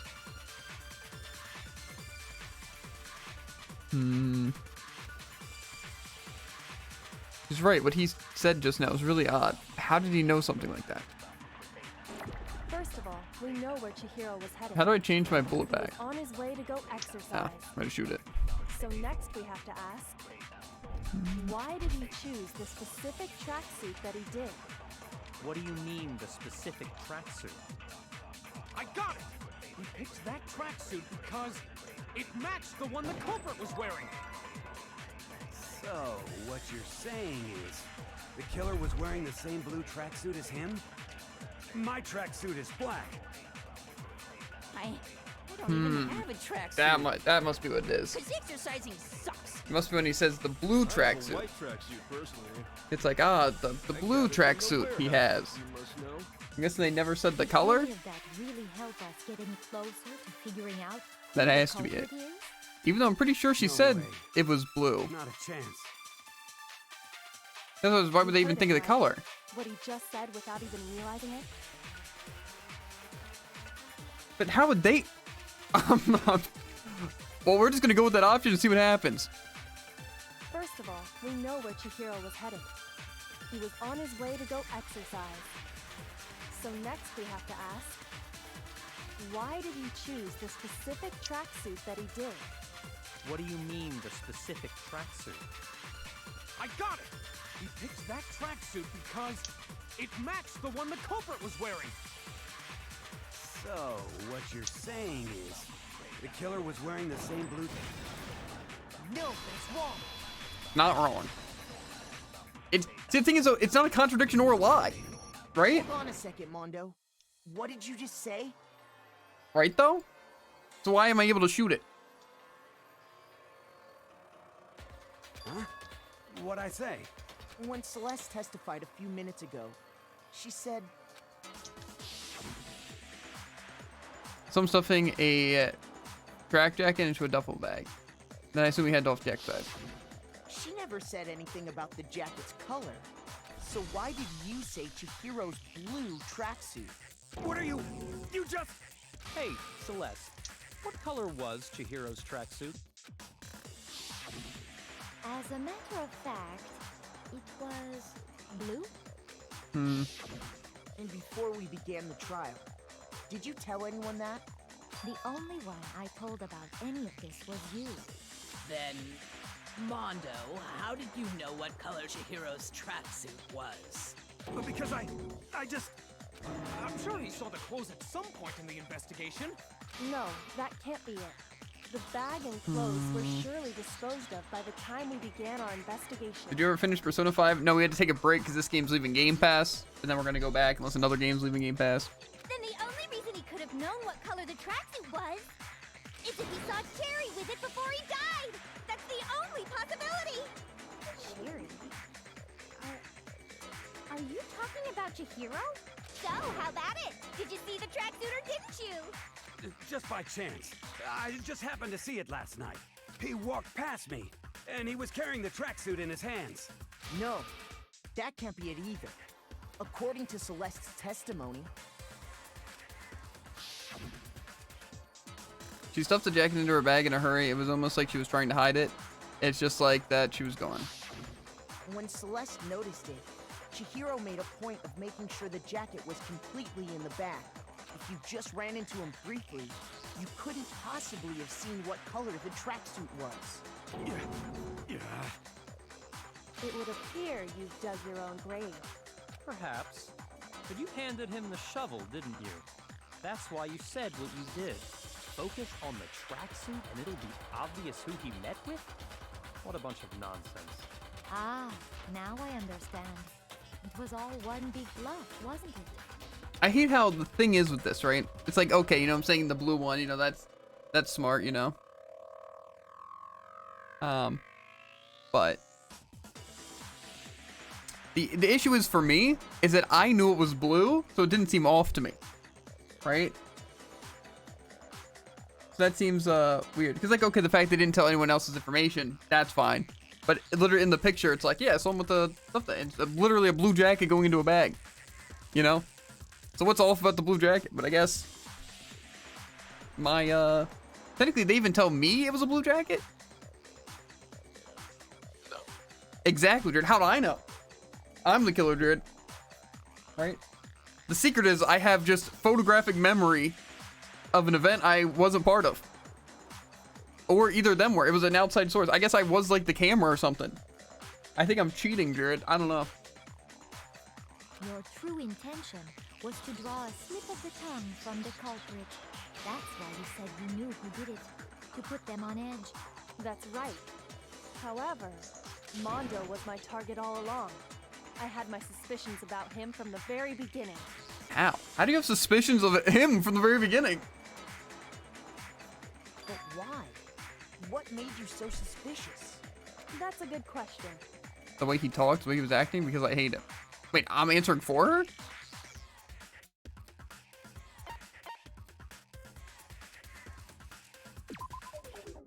Okay, I guess it wasn't the way. There was a certain turning point that tipped me off.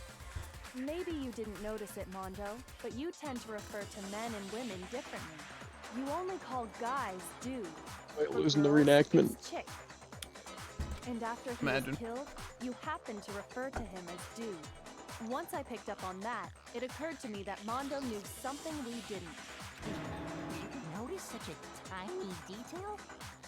I don't know though. The thing about that detail, so when he was talking to me, he wasn't like that. He wasn't like, but he was a guy, you know? He's still referring to her as she and all that stuff, you know? Yeah, but he did start with dude. Yeah, I mean, I see that, and I even saw that too, but I'm like, okay. It's like yeah, the dudes. I didn't notice that he referred to everyone without fail, because I don't know if that's exactly true. Yeah, exactly.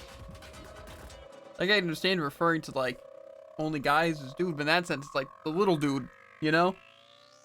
You could refer to either as either, you know? I guess it does lead to some suspicion, though. Not concrete. I don't know. Now, see, if someone would refer to him as he and it turned out to be he, I would have been very suspicious. You know? I don't know.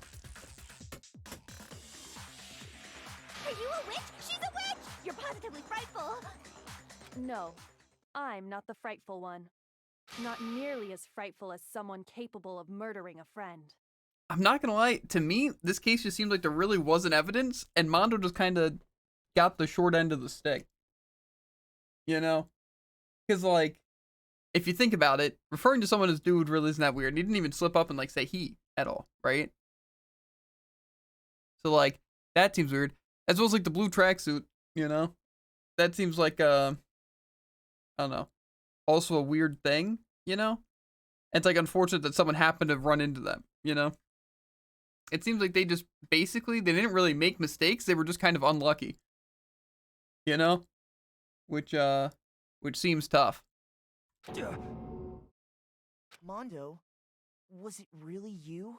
Did you really kill Chihiro? I didn't kill anyone! You've been all over me, judging everything I say, putting words in my mouth. What gives you the right to treat me like a goddamn criminal? Yeah, he would never do something like that. This is a false accusation. It's true. My reasoning on that is... You know, I'm not gonna lie. I'd still be in between Byakuya and Mondo. You know? His thing is, knowing it was a blue tracksuit, I feel like isn't even that weird of a thing. You know? Like, seeing as I knew it was blue, right? Again, I feel like, you know? That one's probably the weird thing. Again, referring to him, dude, also not that weird, right? Especially since they were, like, getting friendly.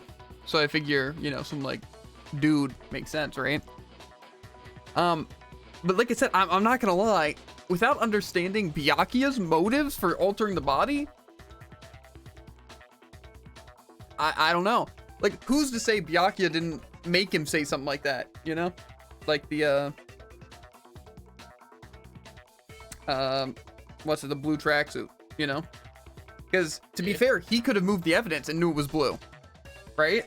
Byakuya could have, right? So,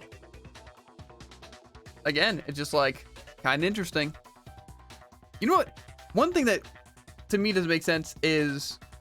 Hear me out, okay? Hear me out.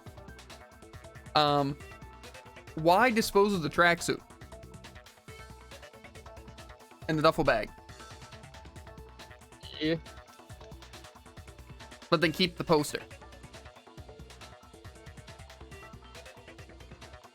Like, see, things, they weren't in the tracksuit, right? So they were either done their workout or didn't even start, right? The only reason I think I would have gotten rid of it is if it was a matching one, you know? Like, if I wore blue, and it's like, oh, what color do you have? It's like, blue. Oh, I'm going to choose blue to work out with you, you know? And it's like, well, I should get rid of that because, you know, it might seem suspicious if we both have blue ones, right? But seeing as that he has a black one, then that doesn't make any sense, right? Why dispose of the thing? Because, like, even if they would have brought the duffel bag, like, saying, first of all, we don't even know who swapped it. At least I don't, you know? But it could have been Mondo, right, who swapped it. And if he's the one who swapped it, I feel like the duffel bag with the tracksuit wouldn't have been that weird to be in the girls' locker room, right? That would have been so strange. But then the poster, he's like, okay, yeah, this definitely makes sense. You know? But then again, also, if, the only thing that would make sense is if he just left everything how it was, be like, oh, this is the murder scene. And then Byakuya did it, you know? But the thing is that Byakuya said that he only altered it once it was already in the girls' room. So he didn't even know that Byakuya was a... Or not Byakuya, the, Chihiro was a guy, right? The thing is that why would he have removed the tracksuit? Right? That just seems weird to me. Why keep the bloody swapped poster? Right? That's already, like, weird to swap over. You could just wipe the blood off the poster, got rid of the poster, and that wouldn't have been that weird, right? Like, I don't know. Poster's missing. Who cares? That wouldn't have been like, cool, I know now. You know?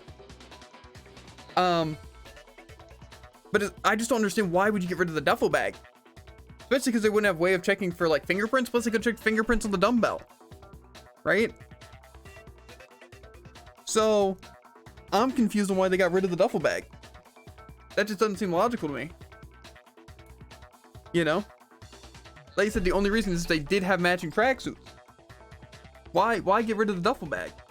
He literally just threw himself under the bus by doing that. They literally, like, let me just say this. Mondo would have been fine and graduated, and Byakuya would have been voted out, and everyone would have been executed. Except Mondo. Except for the simple fact that he didn't just leave evidence behind. Because what's the point in cleaning up a crime if it's going to be said that it's there, and the evidence doesn't point to you? Right? Like, hear me out, King Frogs, right? You're going to keep the murder weapon there. Right? You're going to swap posters to where they'd be in the wrong rooms just because the poster had blood on it to, I guess, point that it got covered in blood or something. But then you're gonna take the duffel bag, which leaves no evidence or correlation to you to the crime. That's the part you're taking. Right? Now see, one thing could have made sense of why they took the duffel bag, right? And it's only if the handbook was in there. You know? And maybe he took it because it's like, oh, there's a correlation to him being a guy. Right? I don't think the tracksuit did. I don't think the duffel bag did. And they probably just grabbed the duffel bag and just put their tracksuit in there, right? So, and plus, again, hear me out. How'd they dispose of it? Especially if they kept the handbook unless they just like threw it all away. Instead of like keeping it in your room. But again, that just, to me, that doesn't make sense. Doesn't make sense. I don't see why you would have left the entire thing. You know? To be fair, I also don't know why you would have tried to hide the fact that they were a guy and just left the crime scene there. You know? But I don't know, the swapping it kind of makes sense, and taking the e-handbook also, like I said, makes sense, but the duffel bag just doesn't make sense to me. I don't see why you do that. It seems like he just, I don't know, maybe he was just panicked. But again, he swaps the posters and stuff. I don't understand the swapping poster. The thing is, it's like he deserves to win, right? To be fair, because Byakuya threw, that even played more into that, right?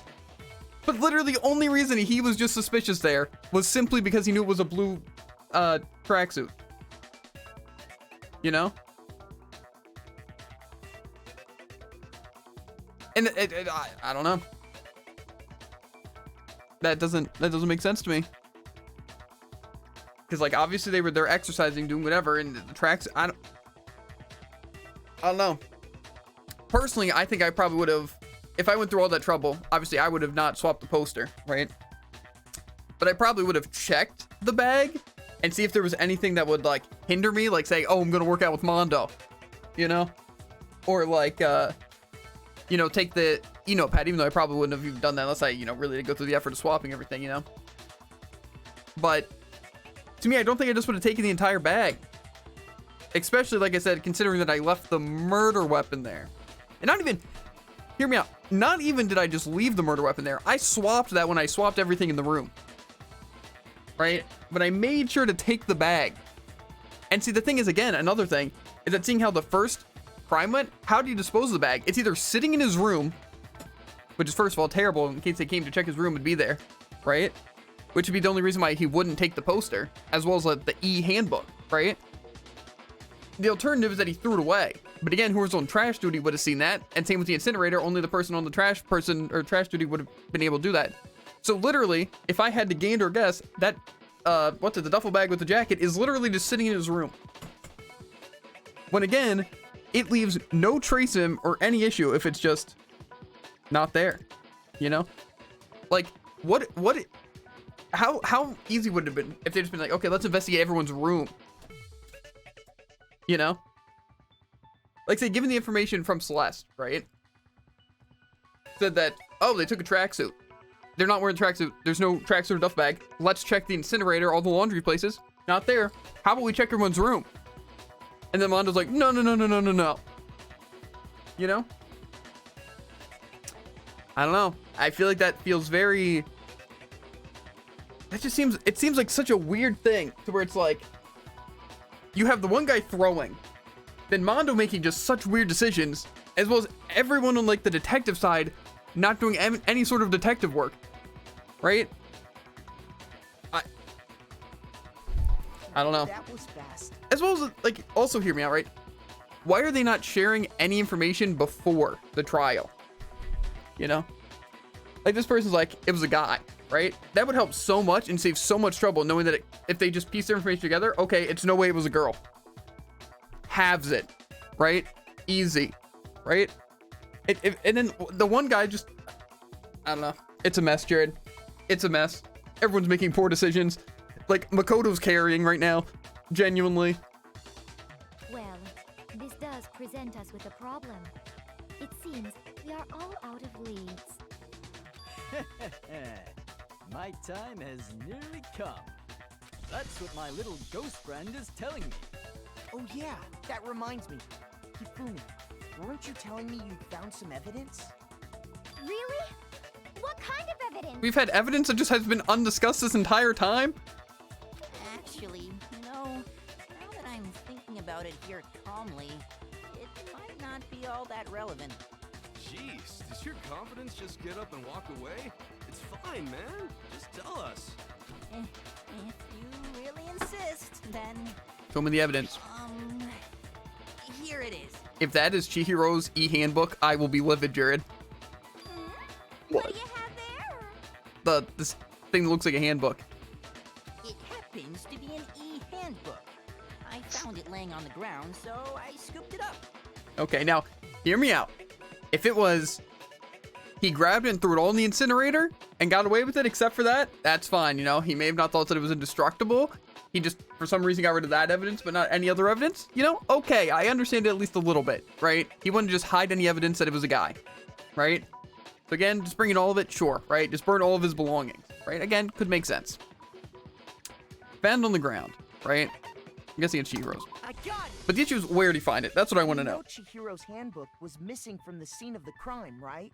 Mm-hmm. For a fact. Yep. For a fact indeed. I was totally sure I'd found it. Then it must hold some clue about the culprit, right? Again, this brings up one other small thing, right? The incinerator, right? Say it's whatever proof, right? Wouldn't it still be sitting in the incinerator? Who would be like, even if they turned off the incinerator, which, you know, makes sense. Who's like, I'm going to check the incinerator for evidence, and it'd just be like, oh, the e-handbooks is chilling at the top. Well, that's what I was hoping. But it's busted. It won't even turn on. I imagine the culprit broke it to get rid of any evidence after the murder. That's odd. I didn't think the handbooks were quite so fragile. You're right. They're not. They're totally waterproof and shock resistant. It would take an awful lot to break one. And yet, this one does appear to be broken, as is Leon's, sitting useless in the main hall. For all your confidence, that is a remarkably high failure rate. You know what I wonder? Do we know how Leon's got broken? At least, unless it was Mondo who broke both of them. Do you think there might be some kind of mystery in All there I'm saying, though, somewhere? again, if Mondo broke both of them, so literally all that would mean, right? Hear me out. That again proves that it basically couldn't have been a girl at that point by destroying Leon's. So if he destroyed Leon's, I'm going to be a little angry. Maybe he didn't deserve to win, Jared. How? If that's what he did. Did the handbooks get broken? Well, maybe you'll learn soon enough. Just a hunch. How'd the handbooks break? It's only one possible option. By hitting its weak point, by hacking it, by exploiting a bug. By hitting its weak point, imagine. I got it! You already told us before that the handbook has one weak point, didn't you? Yes. Yeah! You remember that? It's weak to Mondo. Sure, maybe I let that slip, but I never told anyone what the weak point actually was. But if the handbook is supposed to never break, and two of them broke in quick succession, then we can only assume that someone's figured out its weakness. You know what the weakness is, right, Monokuma? So, what is it? Is he really going to share it? If he shares it, I feel like that might give away, it. You're asking me? I think it's a necessary piece of information if you want this to be a fair trial. Does that really make it a fair trial? The weak point could directly relate. It's like, oh, it had to be hacked. Chihiro. It has to be brute force. Mondo. Had to be stomped on by a biker gang leader, you know? But the only weakness. if I tell you, and someone else decides to copy it, that would be very not good. What if, hear me out, Monica, we just made the rule where you can't destroy the e-handbooks after this, if you're going to share information. Tell us already. Why would we want to break our own handbooks? Oh well, I have a weakness for pushy demands. But you're sure you won't follow their example? Then allow me to make a special announcement. The weak point of my cutting-edge e-handbook It's probably the most basic is weakness. when it's exposed to high temperatures for too long, it will suffer a meltdown and totally break. So you're telling me, if they incinerated it, right, and melt down and totally break, but they don't actually melt down and totally break, because wouldn't the evidence be gone at that point? And that would also mean that Mondo had, or whoever destroyed Leon's, had access to it twice, at least. You know, maybe in the same period. I flippin' knew it! You knew it? Yeah, because I found the handbook laying on the floor of the sauna. Sauna? The temperature in the sauna can reach over 200 degrees. Strange how you don't get burnt, huh? Okay. It's because as your sweat evaporates, it creates a cooling layer of air around your skin. So the high temperature, so basically the incinerator would have worked, but you're telling me the sauna's how they did it. And how'd they figure Leon's broke? They would have had to learn somehow and something like, let's just try it. If the hot air of the sauna were somehow pushed directly onto your skin, you'd definitely get fried. That layer of air would get blown away. That's why you may feel a burning when you move around. So when you're in a sauna, make sure to keep nice and still. Interesting. I learned one new fact today. That is a mere trifling speck of knowledge. Anyway, if you found the victim's handbook in the sauna, then the killer must have been purposely trying to raise its temperature in order to break it. Let me just again, right? Without knowing how, let's take Leon's out of it. Mondo say takes the duffel bag, burn evidence, right? If he incinerates the other stuff or just keeps it in his room, already kind of a bad idea, right? Especially because I doubt he was on trash duty to be able to incinerate it, you know?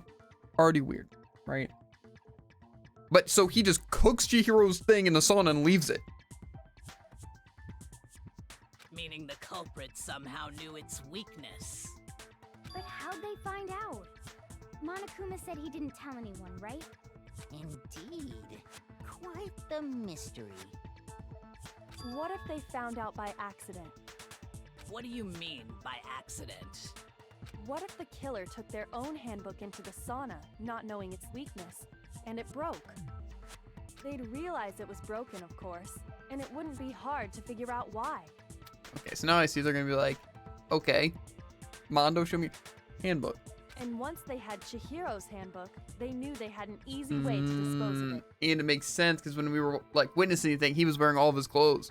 I won't say it's not possible, but who would have done something like that? Again, though, now let me just tell you. And that's, you see how easy I pieced that together, right? That's like, oh, the sauna in there. Someone must have figured out that it broke with their own thing. The only guy who went in the sauna with all of his clothes on who could have accidentally brought their e-handbook in is him. And he still decides to just leave the handbook in the sauna? What? I don't know of anyone who took their handbook into the sauna. This guy has a... Like, if Mondo did all this stuff, he has a very weird way of thinking. You know, it's like, ooh, like hitting it. That's a genius idea. You know, it's like, oh, gotta make sure to swap the poster. You know? You know? But it's like, oh, but I shouldn't leave this here. I'll leave the murder weapon, but not this. You know? It's like, why did any of the evidence that would have helped him, he got rid of? And any of the evidence that pins the crime on him, he left there. I might know someone who did. What in the frick? Whoa, seriously? Mondo deserved to The lose. one who may have taken their I handbook take it all into the back. He wasn't just sauna unlucky. was- He just was, I don't know, just, it's not even like stupid. It's on a whole new level. How do you make only the, everything that was right, he did wrong, and everything that was wrong, he did wrong. I don't know, Drew. he done goofed so hard. Who might have brought the handbook into the sauna? It had to be the one who wore all their clothes to the sauna, it was.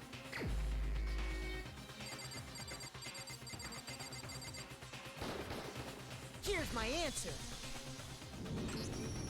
Mondo, your handbook got broken in the sauna, didn't it? What? Why? Why do you keep accusing him? Mondo and Taka had an endurance contest in the sauna not too long ago, remember? And for the contest, Mondo just so happened to keep his school uniform on. But little did he realize, he'd also left his handbook in one of his uniform pockets. And when it was all over, Mondo discovered that taking your handbook into the sauna could easily destroy it. No, wait, hold on. You've got it all wrong. He would never kill. I don't accept this. Show me the proof. The actual solid proof. I mean, I don't want to believe it either, but I also found something that proves it beyond a shadow of a doubt. Do I?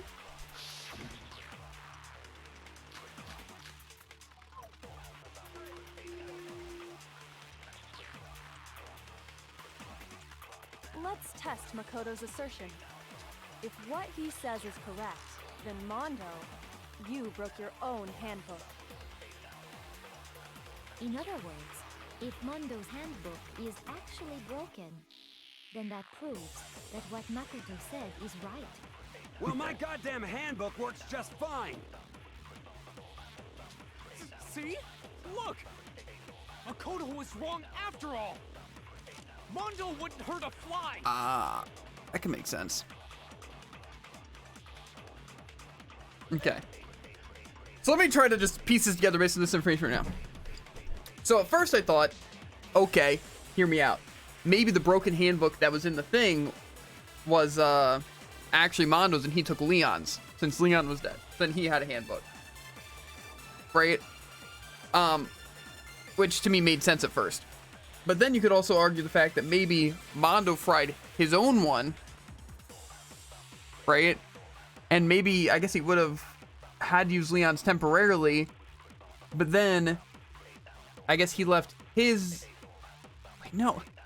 Wait, okay, let me try to piece it together. Because I was thinking maybe he stole Chihiro's handbook and is using that right now. Right? Which makes sense, you know. Could have taken it. But he would have had to have a working one to be able to get into the locker. And his would have been broken by then. So he would have had to use Leon. But then for one to still be in the sauna, makes no sense unless they tried to destroy another one. So I guess, in theory, he probably just still has Leon's handbook, which would make the most sense. But the main reason I thought it might have been different is that if his handbook broke and he just left it in the sauna and then just took Leon's, that would have made sense. But then there's a broken one that was in the mailbox, which people assumed was Leon's, but also the broken one that was probably Chihiro's. So yeah, he must have just, the only solution is that it was Chihiro's that was in there and it burned. Or it was Leon's in there that was burned, but that doesn't make much sense. So, yeah, either way he was stupid. He should have just took it out, you know? Or just hid it, you know? I don't know. Or just left it there. Personally, that's what I would have done. Then what will show that the handbook Mondo must actually be? Okay. Let's test Makoto's assertion. If what he says is correct, then Mondo, you broke your own handbook. In other words, if Mondo's handbook is actually broken, then that proves that what Makoto said is right. Well, my goddamn handbook works just fine. Okay. Shoot. I thought it might have been Chihiro's handbook that he was saying, but I guess I just got to say his doesn't work just fine. It's broken. Is correct, then Mondo, you broke your own handbook. In other words, if Mondo's handbook is actually broken, then that proves that what Makoto said is right. Well, my goddamn... No, that's wrong.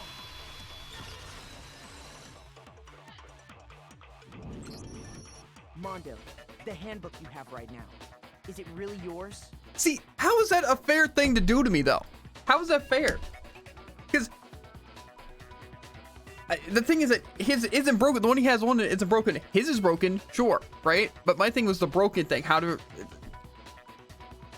The only thing is that this is probably Leon's, right? But I'm thinking, okay, well, maybe it's Chihiro's. That makes more sense than just saying his is broken when he says it's not broken. But his isn't broken because he has one that works, but it's not technically his? Okay. Okay, game. What the fuck is that supposed to mean? The broken handbook that was in the main hall, isn't that one actually yours? What the heck are you talking about? What I mean is, I think Mondo swapped his handbook out for one that actually works. I think he took Leon's handbook and replaced it with his own. After all, Monokuma said himself that Leon's handbook never should have broken. That's right!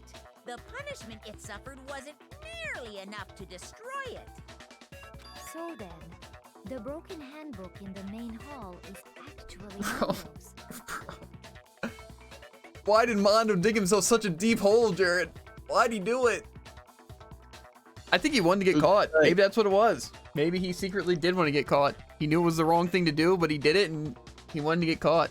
Like, I'm sorry, I admit my mistake and I made it so I got got. It's actually possible. Mean that the handbook Mondo has right now is actually Leon's, yes? But doesn't that violate the school regulation that says loaning out your handbook is prohibited? We've been over this, Swimmer. Well, here's how I look at it. There is a rule about loaning your handbook to another student, but if they're dead, they're not a student. It's kind of a gray area, I admit.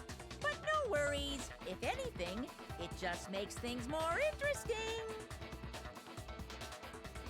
Yeah, it really was a deep hole because there's so many things he could have done right, but it's like halfway he's like, if I get away with it, it's fine. But he's like, that has to be what it was. He's like, he thinks he doesn't deserve it. He should be punished, but at the same time, he can't just make it obvious and admit to it, you know? Because there's also that hope.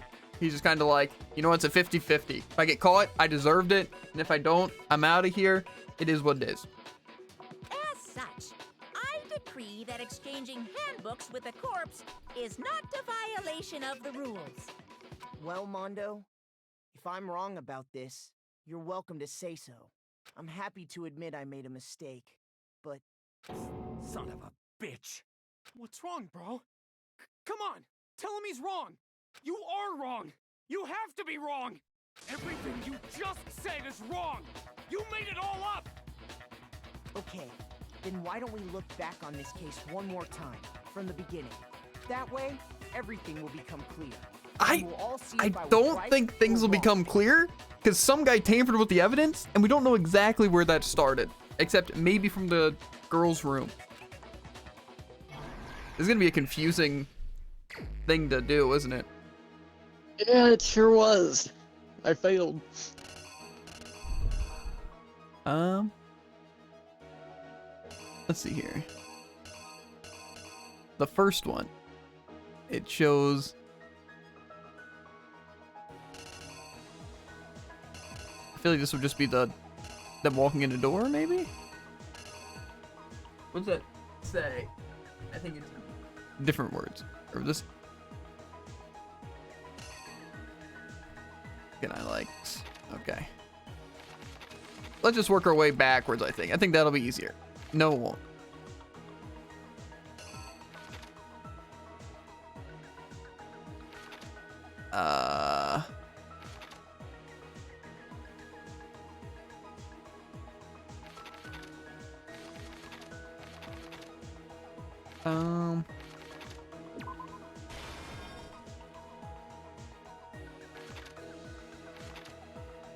Wait, no, that doesn't make sense. Unless... Yes. And this would have been... that...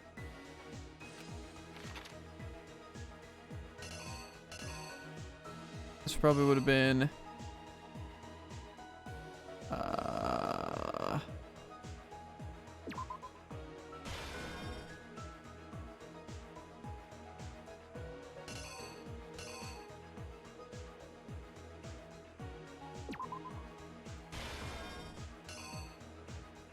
there, I guess?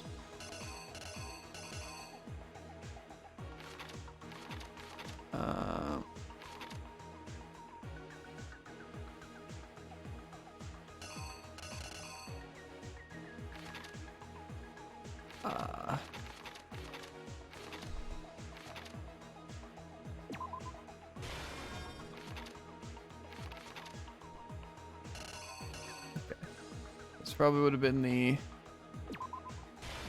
that, presumably.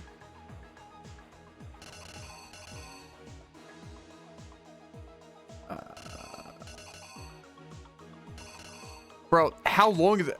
This is so confusing. wait there.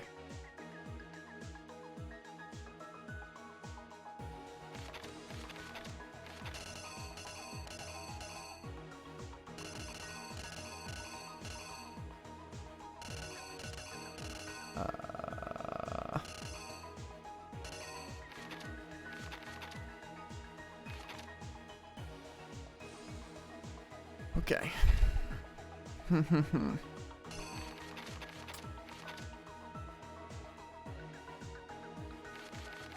This would have been after this part, I presume.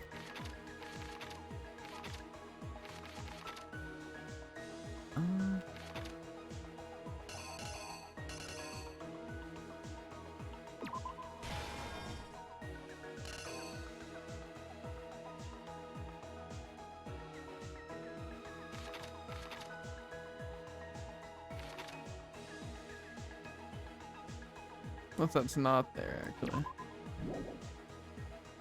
I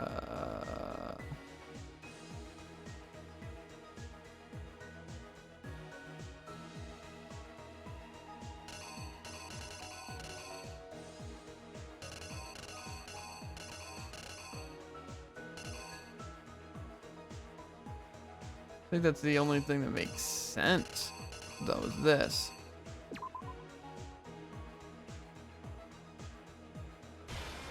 Maybe not? No. Okay, that's okay, that I see now.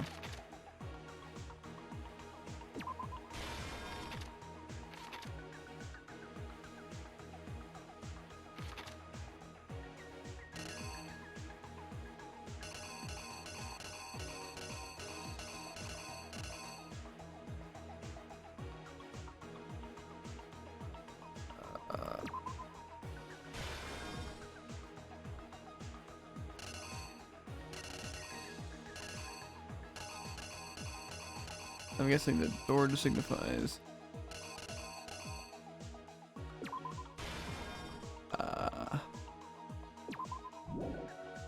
No, because that would be.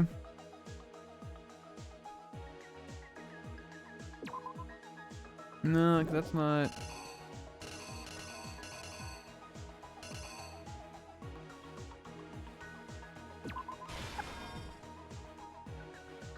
Okay. No.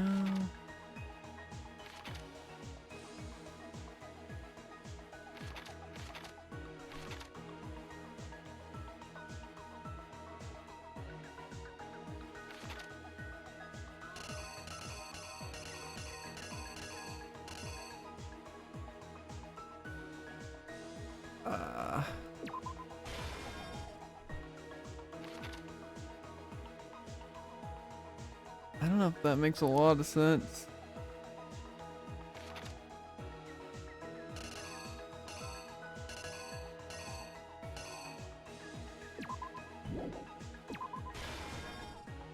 Yeah, it's supposed to signify that.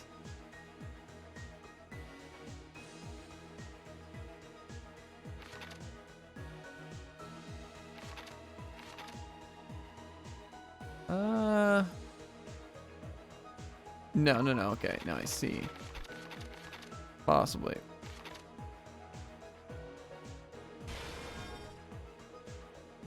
Is that them? I don't know which way this one technically goes.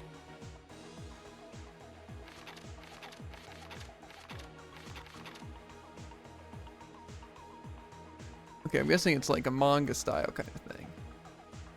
So I assume next would be this one and then this one. So I guess it would be like over here, then that, and then going in. If not, it's gonna be very close.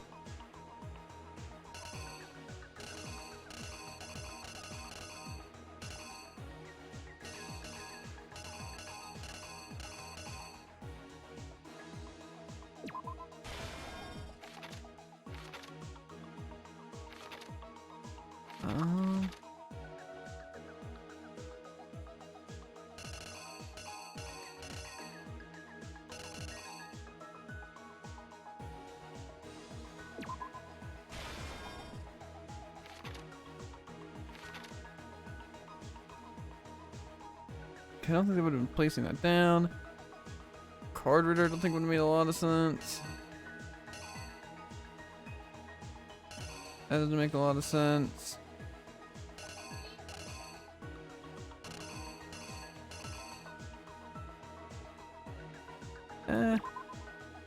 I guess it could be like, so that and then that.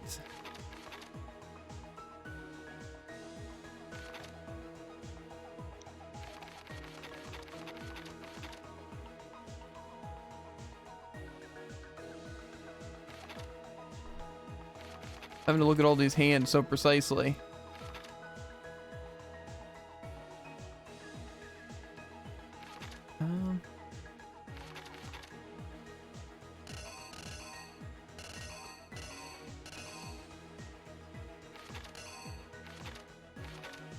Would have been here.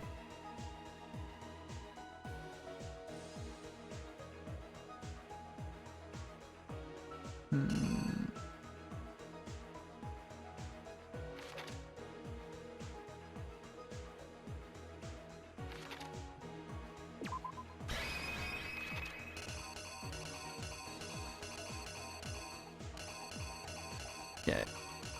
Let's just make sure everything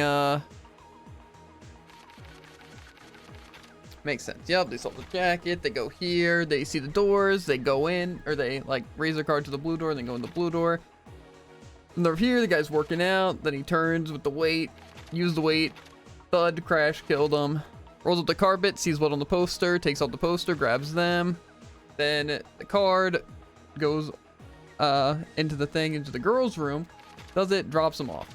Then this guy comes in, and then he walks in, he spreads blood on the walls. And then he sees her and then is the extension cord? Or no, actually, no. That would make sense to swap those. The extension cord would make more sense here. That would be in his hand. As he walks in, like, yeah. And then he hangs up, and then this would be the time when they would use the blood. Right, the bloodlust. And then the sauna. And then Ghost Guard throws it, and then there it is. The handbook on the sauna floor. Exactly Things look good. Things look good. First, let's take a look back to before the incident. Last night, Celeste saw Chihiro in the warehouse, correct? At the time, she was apparently stuffing something into a duffel bag.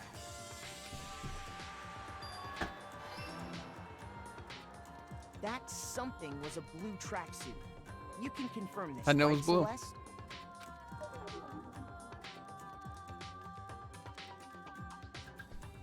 With bag in hand, What's up, mate? What's up? Chihiro headed out, even though it was officially nighttime. She made her way to the locker room, specifically the boys' locker room. But how could the victim, who was apparently a girl, access the boys' locker room?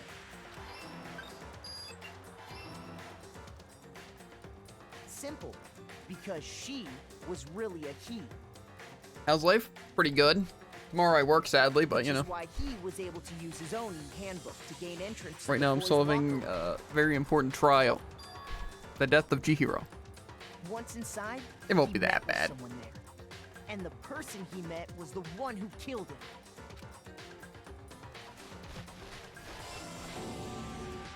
It seems likely that the killer grabbed the nearby dumbbell, approached the unsuspecting Chihiro,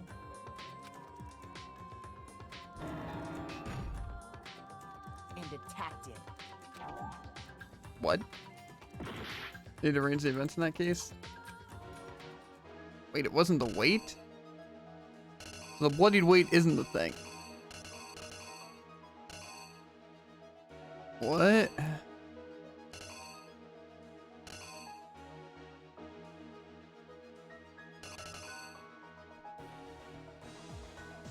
The blood on the poster, I guess?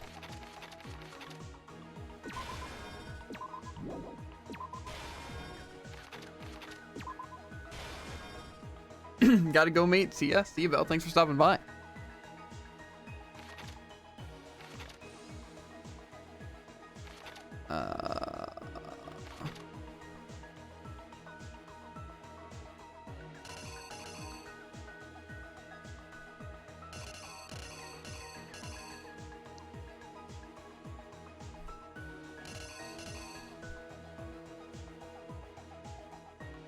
Well, I have no idea what takes place here. Like cleaning up, taking off that stuff makes sense. Then grabs them.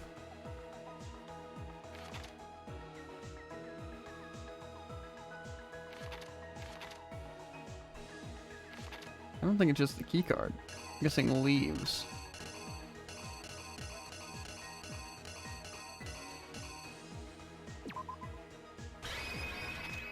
Leaves into the girls and throws the cord. That's on it. Here's exactly Okay. what happened.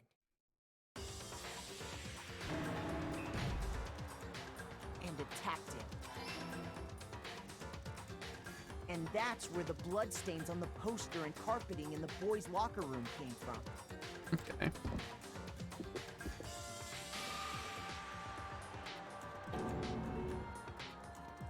It was likely in the heat of the moment.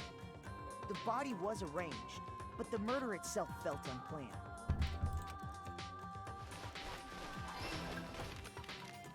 Which is why the killer hurried to try and hide the act. First, pulling up the bloodstained carpet. Then, removing the bloody poster. What? So, so I pick them up. I don't open the door. I guess I could grab my key card. I could lay down the poster. Am I grabbing the weight?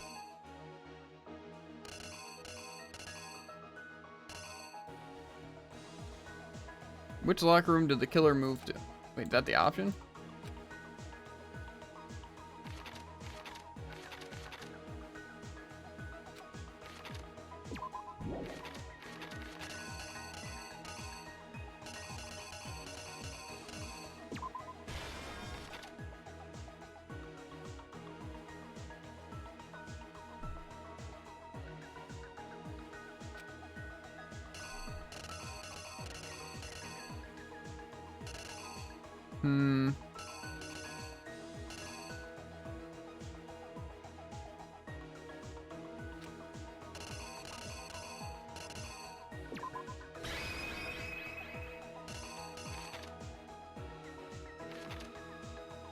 The killer is you! Okay. Which is why the killer hurried to try and hide the act. First, pulling up the bloodstained carpet. Then, removing the bloody poster.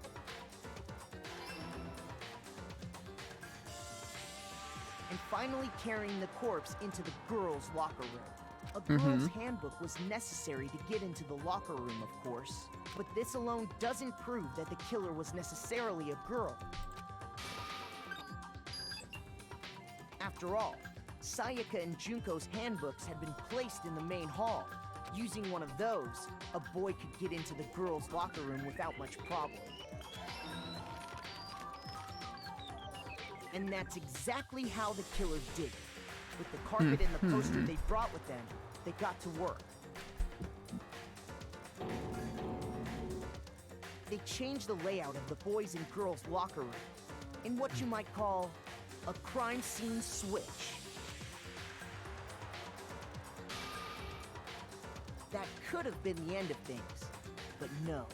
Yakuya discovered the body and decided to intervene in the situation, making things even more complicated.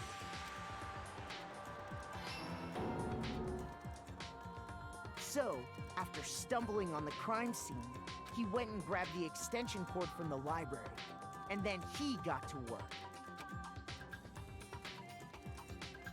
He used the cord to string up Chihiro's lifeless body.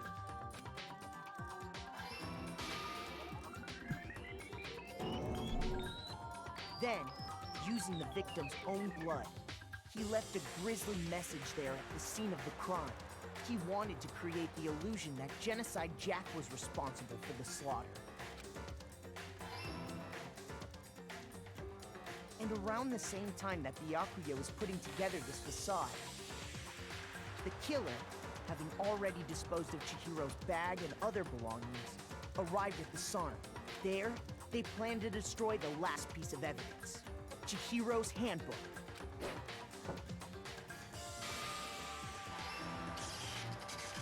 And just as the killer expected, The steamy sauna was enough to ruin the electronic gadget.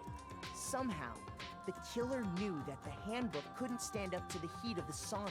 And the reason they knew that is because the sauna had already wrecked their own handbook. And that's how it all played out. Isn't that right, Mondo Owada?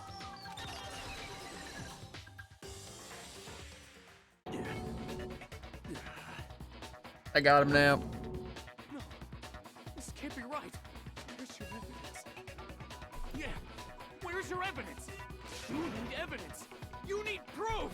Without any proof, you can't pin any of this on him. Evidence that Mondo's a killer that already revealed itself early in the trial. If I can somehow show where Mondo's handbook is right now, once I do that, everything will become clear. A new element's been added, the truth bullet time battles. Yes. Talk a little more about fever time and time. During the bullet time battle, if you press the space key, fever time will activate and the tempo will be forced to its max. At this point, even if you push the buttons at random, you won't miss. So you can push right mouse button, left mouse button, right button, however you want to destroy your opponent's verbal assault. This only lasts until your focus gauge runs out. Make sure to use it the best possible use of your time. Of course, it wouldn't be fair if only you got access to special time, right? So we've also prepared something called this time where the opponent can use. If the opponent activates this time during the bullet time battle, your tempo marker will disappear, making it quite a bit tougher to hit the buttons in rhythm. If you were to activate fever time at this point, and I'm not sure what happened, I don't know what I'm worried about. Unsurprisingly, if your action difficulty is set to gentle, your opponent won't use it. Well then, good luck and have fun. I'm really good at these, so.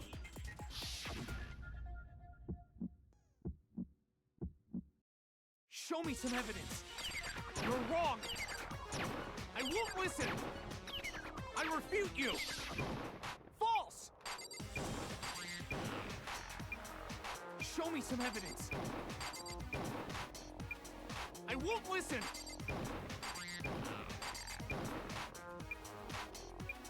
I refuse to vote. Show me some evidence. You're wrong.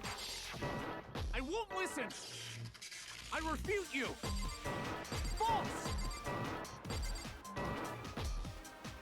Show me some evidence. I won't listen. You're corrupt. Can I just like wait for his thing to run out? I refuse to vote. I refute you. Show me. This should prove it. I didn't know I was looking at the wrong thing. But it's fine. Everything worked out. My thinking so far is right. Mondo must have replaced his broken handbook with Leon's. In which case, we can just check each of our handbooks right now. Once we do that, we'll... We don't gotta do that. Huh? Yeah. Yeah. I did it. I killed him.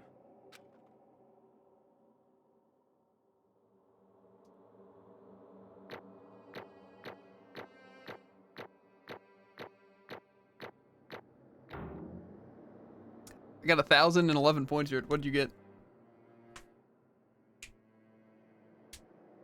Why does this not work? I don't know. Oh, okay. I know we got an A rank. Yeah, same.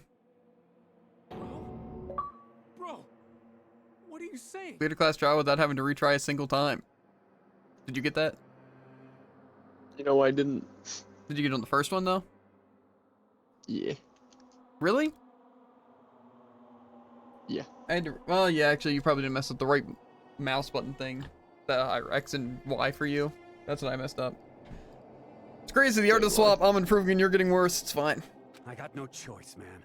I didn't mess up at Hearing that all part. that, I gotta messed up just- on the Well, yeah, I know. reenactment. You must have messed up a lot. I did.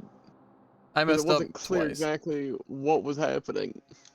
Yes, one thing, I'm sure you definitely got, I know something you got wrong, but another thing that I didn't realize until I already messed up twice is that you can just click the question mark and it'll give you a massive hint, like, where'd they go after this? And it's like, oh, girls' locker room. And then it'll be like, I don't think that was my main problem though, because I failed the same part like 4 times. well, it definitely would have helped. Because like one of them was like, I don't see why the poster would go there, but it's like, oh, something from the room, they swapped. You know? So it's like, oh, the poster, yeah. So just for the future reference, I would definitely recommend doing that. Because I didn't realize until I already like had it. But I clicked it because I don't even know why I clicked it. But I did. And it just said that, so. Go ahead, Monokuma. Get it over with. Ask for the goddamn verdict. Roger that. Wait! Hold on! No waiting, no holding on. Time for the moment we've all been waiting for. Grab your lever and give it a yank! Who will you elect as the Blackened this time around? Will you make the right choice or the dreadfully wrong one? What's it gonna be? What's it gonna be?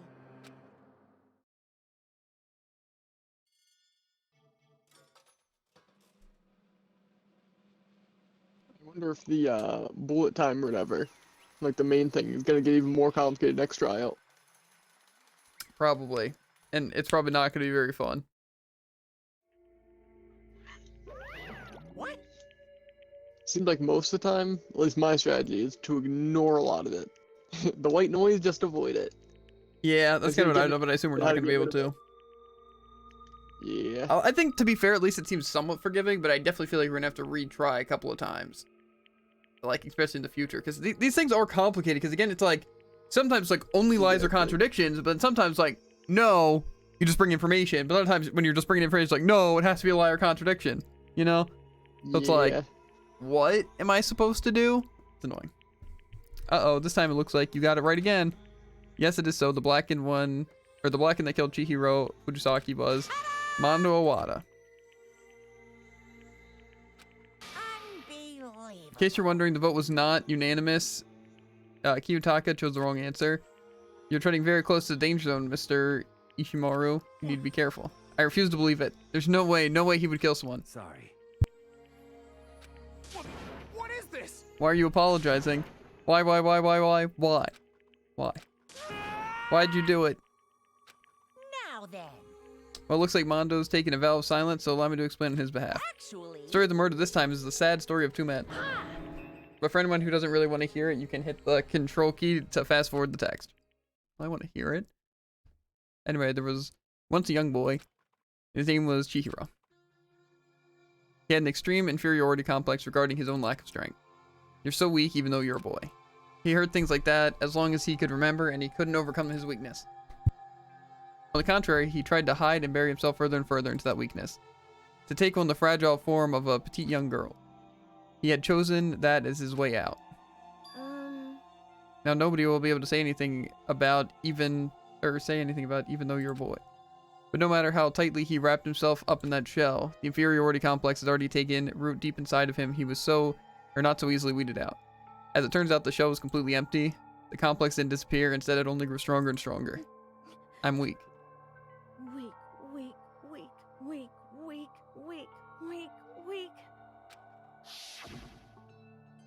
Once the killing game had begun here at school, he had no choice but to accept this fact. After all, the world is survival of the fittest. If you're not strong, you don't survive. And then the lovely and hateful Monokuma announced the revealing of the embarrassing secrets, which of course included Chihiro's embarrassing secret, which I was more than willing to divulge. Even though he dresses like a girl, Chihiro is actually a boy. Hey, And that was something Chihiro couldn't let anyone find out, no matter the cost. If that was revealed, it would be the end. The hardened shell would crack, the armor would fall away. Without a doubt, those around him would torture him more than ever before. Everyone figured being thrust into such a dilemma must have sent him spiraling in despair. And yet... I'm sorry. I don't really want to talk about it right now. But I also don't want to leave things the way they are, so maybe I can talk about it later. After I try my best to become strong, then I can tell everyone. Annoyingly, he used the threat of discovery to motivate himself to become strong. That's right. Now's my I chance. want to change. I'm going to get stronger and accept who I am. Strong enough so that when someone says, even though you're a boy, I'll be okay, I'll get better. With that thought at the front of his mind, he resolved to take immediate action, and so... that day he made the commitment to begin exercising. He was prepared to retrain his mind and body. But sadly, that would be the first and only chance he would get at it. hey, When he decided to start exercising, he thought it would be good to ask for someone's help. But he wanted to tell a person his secret, or he wanted to tell that person the secret first, then he asked them to help him from there. And that person he went to? Yeah, that's right. It was me. Yup, it sure was. The biker gang fella had been painfully clear about how important his manly promises were. So Chihiro probably figured that even if he confided in Mondo, his honor would make him keep it secret. Plus, Mr. Macho Mondo was a very symbol of a strong man that Chihiro had aspired to be. Maybe talking to Mondo about it will give me some courage. So he went and asked Mondo to help him become strong. That was his aspiration, and he thought that only with Mondo's support would he be able to come close to that. Correct. Then, that must be why Mondo did what he did to keep that promise he made to Chihiro. Mondo did what he did, and that's why Mondo carried Chihiro from the boys' locker room to the girls' locker room? Indeed. Yes, that's exactly what I mean. Wasn't that to cover up what he'd done? Certainly. That could have been part of it, but I don't think it was the main reason. The real purpose was to keep the promise between men he made to Chihiro. But how does moving the body keep a secret? Because if everyone knew he'd been killed in the boys' locker room, then everyone would have been arguing about how she got into the boys' locker room, right? Once that started up, at least a few of us would have immediately begun to suspect his identity, so he tried to protect Chihiro secretly by putting him in the girls' locker room and stealing his handbook, see? Then Mondo did all that to keep his promise he'd make to Chihiro, who he'd also killed. Why would he do that? The more I hear you talk, the more I don't understand. I mean, you guys trust each other, right? So why? Why did you? Because no matter what, I didn't want anyone to know. I knew it. That's what triggered it after all. Possibility of having your embarrassing memories and secrets exposed. What is this? That's impossible. Nothing could have been that bad. Something he didn't know or want anyone to know, even if it meant killing someone? That's impossible. Don't make me repeat. How many times must I repeat myself? To judge others on your own standards is the height of folly. Even if you can't comprehend it, he obviously can. That's all there is to it. Well, while we're on the subject, why don't I tell you? The embarrassing memory of the secret he didn't want anyone to know. Hey, You know what Mondo did? He killed his own brother.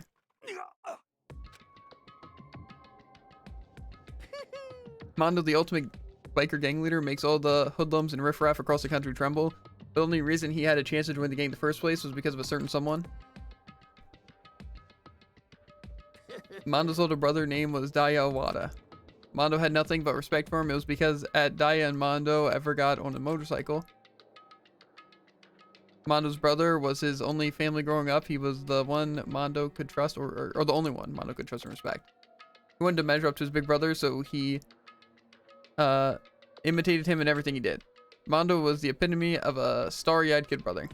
Meanwhile, the characteristic older brother had put together a local motorcycle gang, and before anyone knew it, it had grown into the biggest biker gang in the country. Daya, the older brother, #1 in the gang, and his #2, his younger brother Mondo. In the beginning, everything was peaches and gravy. But then Mondo started to think about how he would have to take over the gang from his brother someday. His brother's greatness, his reputation, began to gnaw on Mondo's very soul. The kid's gonna take over for Daya, huh? Daya created this gang with his bare hands. Mondo's just along for the ride. Can someone like that really be our leader? All that'll do is make the gang look bad. Almost every day, Mondo heard the gossip and whispers of the other members of the gang, which is why gotta get stronger than Daya.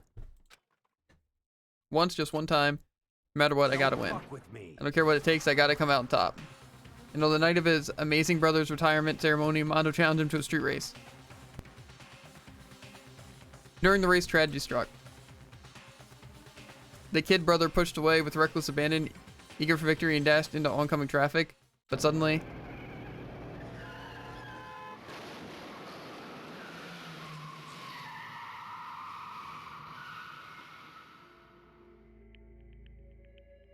lying in his kid brother's arms, the older brother delivered his final words. "My bad, kid. I messed up. Sorry." Of course, he knew it was his brother's fault, but Daya never blamed him for what happened. Hey kid, the rest is up to you. No matter what, you gotta keep the gang together. Because it's the team you and me put together. It's a promise between men. He decided to hide the truth of what happened from everyone else in the gang. In order to keep the gang together, he kept a promise to his brother. He could never admit to anyone that it was his own weakness that had caused the accident. As a result, the team was made even stronger under the banner of the kid who bested his big brother. Daya was gonna lose his kid brother, so he got stupid and got himself killed. That became the explanation of what happened. Mondo lies became a truth. He wanted to lead the team so bad he was willing to tell all kinds of lies about his brother. I'm strong. Strong. And yet, As soon as the killing game began, he realized, no matter how tough he pretended to be, he was just another weakling that could die in an instant. And then the lovely and hateful Monokuma announced the revealing of the embarrassing secrets, and at that point it was clear I would have no problem shedding light on the secret. Mondo killed his own older brother. No matter what, I couldn't let the other gang members find out. If that happened, everything would have been ruined. Everything me and my brother worked to create would have been destroyed. His death, all the guilt I'd been carrying around, it all would have been for nothing. So that's why. Mondo. After I saw that Monokuma had on me, my head filled up with this kind of fuzzy uneasiness, and I just started swirling around. I never felt anything like that before. I didn't know what to do about it. I wasn't sure what to think or say, but after a while, that fuzzy uneasiness turned into a rock-hard lump of anxiety way down in my stomach, and it was right around then that Chihiro asked me to start working out with him. And right there, he told me a secret. Seriously? I'm sorry I lied to you. But why? Why now? Why are you telling me this all of a sudden? Huh? Because, I mean, you've kept that secret all this time, right? If anyone found out, you would. But You're right, but I want to change. I wrapped myself in lies. I'm weak. I wanted to destroy that version of me forever. His words were like a knife in my gut. I felt like he was exposing the lie I'd been living myself. I have to change. I don't want to be weak anymore. You're so strong, it can't hurt you, right? Whatever secret Monokuma might tell us. You piece of... So what? You're saying I should just say it? What? You're saying if I really am, I should just be able to tell everyone my secret? Huh? I was jealous. I was jealous of Chihiro's strength. He had the strength to face his own weakness, to try to overcome it. It was the kind of strength I never had. So I was jealous of it. And that jealousy broke me. What? Are you making fun of me? I'm strong. Are you messing with me right now? No. No, I'm not making fun of you. You really are strong, Mondo. I felt like I could hear something starting to crack, something inside my head. What did he want me to do? What was I supposed to do? Was I supposed to just sit back, let my secret get revealed and ruin everything? What's wrong? Why'd you have to tell me that? Are you trying to rub my failure in my face? No, I just really admire wanted to. you. I admire your strength. Yeah, that's right. That's right, I am strong. Strong, I'm strong. Strong. Stronger than you. You son of a And stronger bitch. than Daya. I don't remember anything after that. When I woke up again, he was laying at my feet covered in blood. I had the dumbbell in my hands and I was just staring at him down on the ground. I killed him. Killed him. I killed Chihiro. Even after all this time, I'm still just as weak as I've always been. And thanks to that, I did something I can never take back. Mondo. He was normally so aggressive, so angry. He hid that weak side away from everyone. That was a secret. A weakness like that lived in a heart like this, and it turned him cold-hearted. Gosh dang it. Look at him, you see, you're all just like him. For a secret from the past, for memory, for all that he killed another living human in cold blood. He couldn't cut free of his regrets from the outside world. He doesn't know what true strength is. Do you see hope anywhere in there? Because I sure don't. Just shut up, you son of a gun. Go ahead, say that again, I dare you. Yep. Okay, I'll say it as many times as you want. Is what I want to say, but unfortunately I can't do that right now because the time for punishing is fast approaching. Punishing? You mean execution? That's what I promised you, right? The blackened that disturbs the peace will be punished. Ridiculous. Hold on. Now then, I Now then, prepared a very special punishment. Oh. For Mondo Iwata, the ultimate biker gang leader. No, wait. Let's give it everything we've got. It's punishment time. See, you know what's weird about Danganronpa? It is, at the same point, very upbeat, while also super, like, sad, and also, like, exciting and, like, funny, but then also extremely dark. Yeah. Literally hope and despair. Sorry, man. Guess we are already I there. couldn't keep the promise True. we made. From one man to another.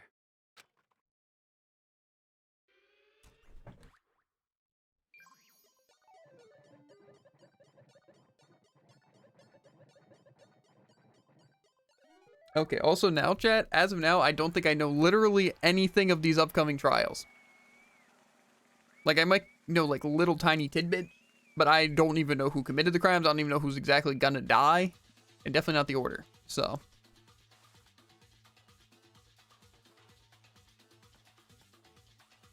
I'll let you guys enjoy this punishment.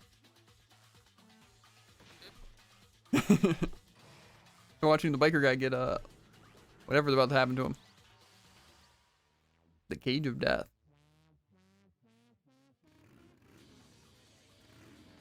Where's he at? Now he's on the bike.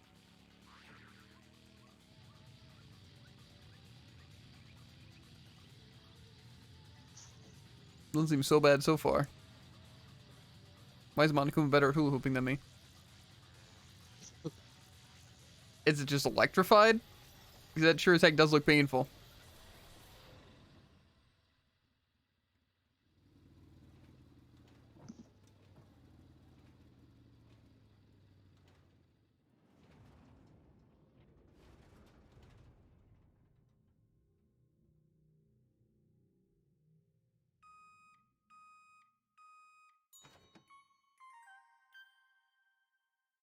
Mondo butter.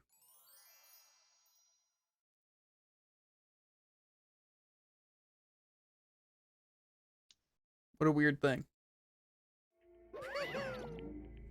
Laugh at death and your soul will forever be at peace. It can't be. My brother. Another murder, another execution. I want to feel again. Everyone's lives are taken so lightly here. I feel like I might be going mad. Maybe I'll just let it happen.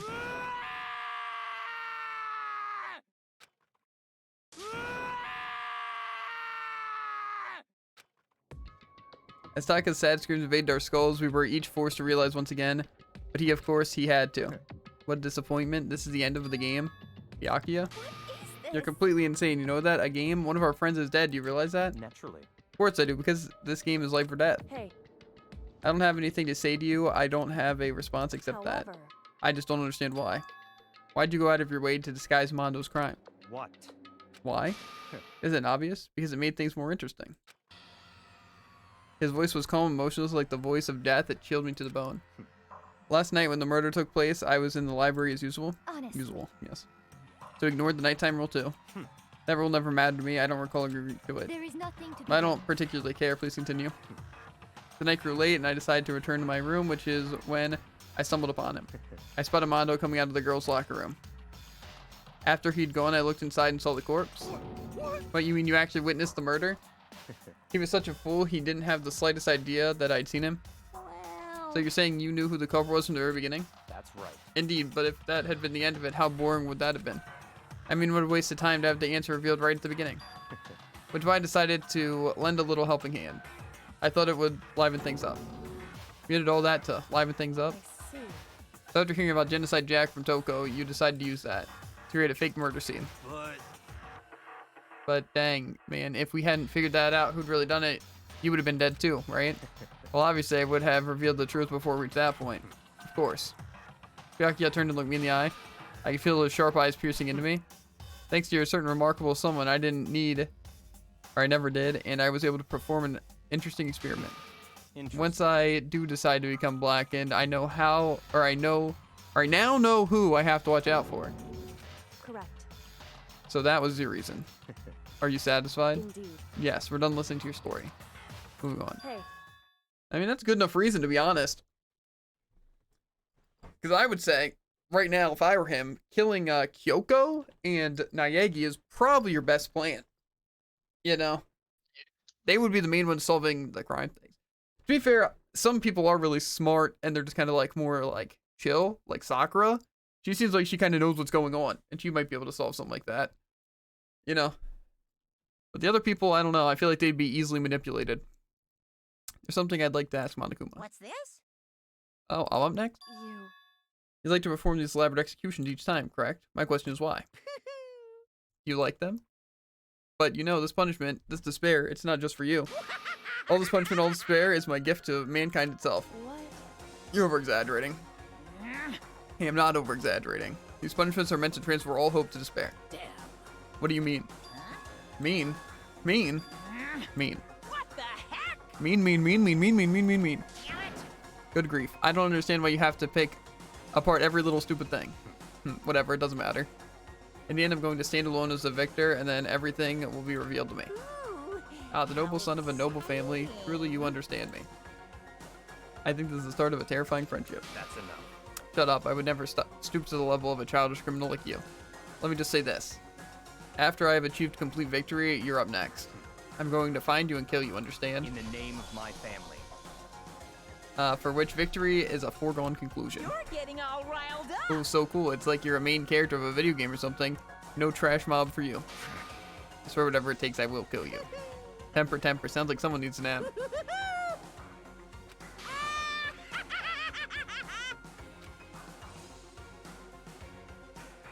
Monokuma's laughter peeled across the courtroom and the curtain closed on the case of Chihiro Amando. But we knew that wasn't the end. The killing game would still continue, because the mastermind wouldn't let it end. For those of us who were still alive, our worst fear and despair kept on multiplying. It was the kind of despair that felt like a blind puppy and heck had more of a future than us. All of our courage, our effort, our friendship, it felt like it amounted to nothing at all. It was the worst kind of despair.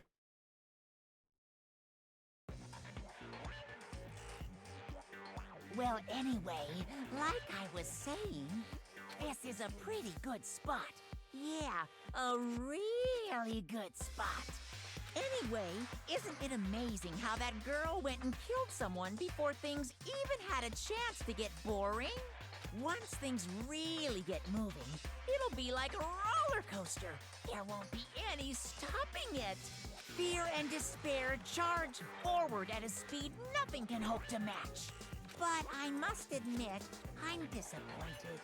I went to all the pain and effort of making you part of the group, and you couldn't play your part.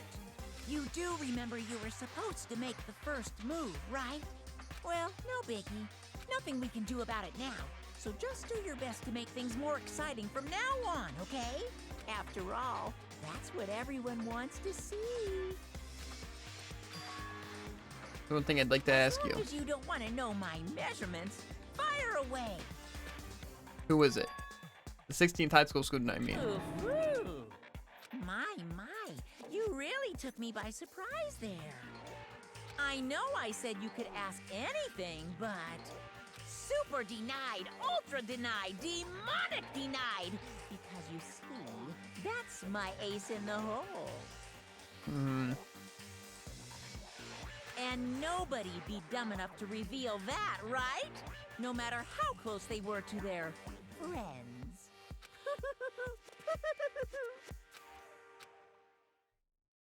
This mystery person. Literally, only person who comes to mind is Kyoko. And that's because she's the only one that doesn't seem to have much of a personality going for her. As well as the fact that her high school level thing, at least as right now, is 3 question marks. Not that I think that's really that all that much, but I don't know. The crazy diamond present.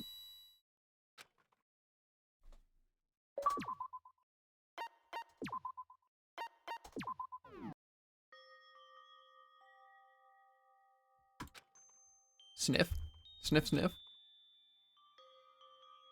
What a scene. I know I shouldn't cry, Look away, Chad.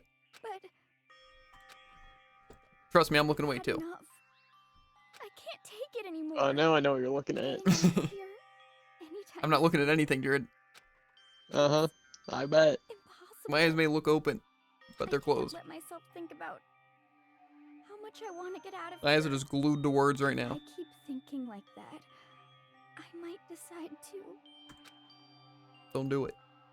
Just kill someone instead. Donuts. I need some donuts that'll cheer me up. It's a dangerous road. Glazed donuts, twisty donuts, jelly donuts, cream-filled donut holes, malasadas. Okay. Oh god, the donuts, I'm praying for a wonderful encounter. Am I her right now? Sniff, I'm sorry. Please forgive me for breaking the midnight rule, or nighttime rule. Right now, for me, donuts are absolute necessity. Oh, I think I know what this is. Huh? What's that sound? Green. Green. Nothing's coming from the bathhouse. Green, green, green. But I'm super scared, but... Is someone there? Gasp.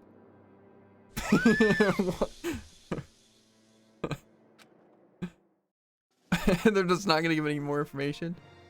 Next generation legend, stand tall, galactic hero. Oh, this is the robot guy. and a weird pixie thing. I don't want to just call him fat guy or like big guy, but like his name's too hard. And that's a lot simpler, you know? Hifumi, isn't it? Yeah, Hifumi, fat guy, big guy, You know the everyone big else's one. name. That's Like only the somewhat true. Girl boy. Which girl boy? What do you mean, which girl boy? Chihiro? Yeah. Okay, well that's because they mentioned their name like a million times. Sakura's just an easy name. I say swimmer girl, even though it's like Aoi or Ayaoi, but again, it's probably Naegi, I call Makoto, it same Hina, thing. as everyone else does. Hina? Mm-hmm. I call it swimmer girl. Much more, Yeah, it's much easier. Kyoko. I really don't. There's a Toko, Byakuya. I was making stuff up at this point. The morning after the conclusion of the second class trial, everyone met up in the dining hall just like always, and I expected to start like any other day. That's what I expected, but today's count kind of sucks, huh? Toko and Byakuya still refuse to show up, and I haven't seen Miss Hina anywhere. She said her stomach was hurting, so she's taking it easy in her room for a day. Oh.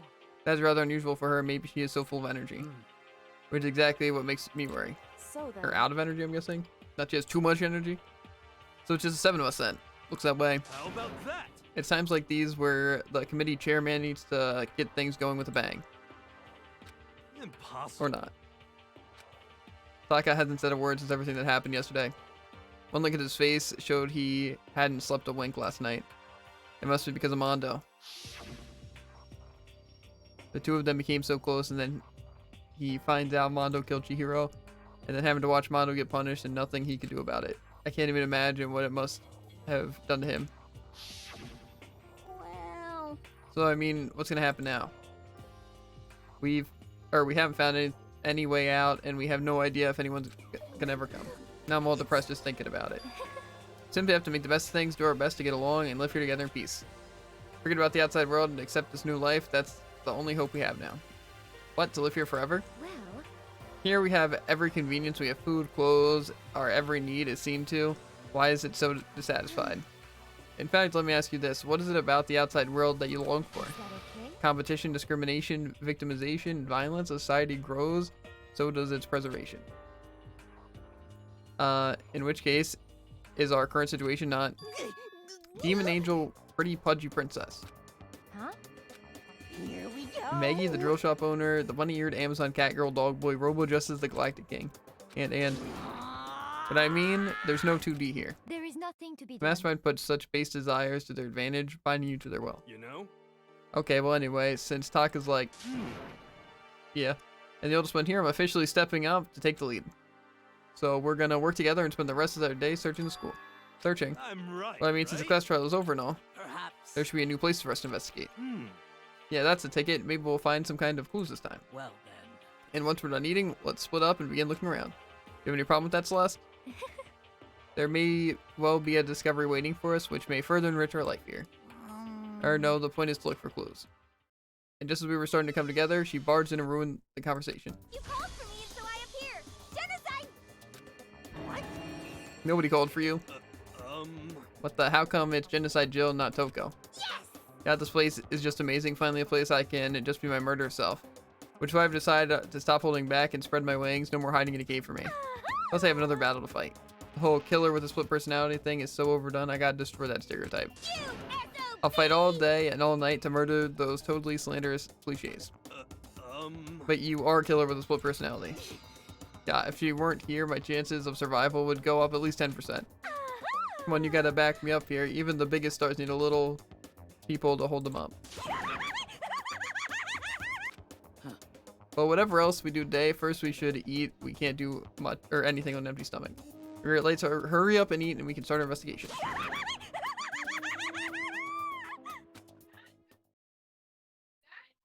So we were forced to eat breakfast with a murderer, and after our much needed but very annoying meal, we set to work looking around school.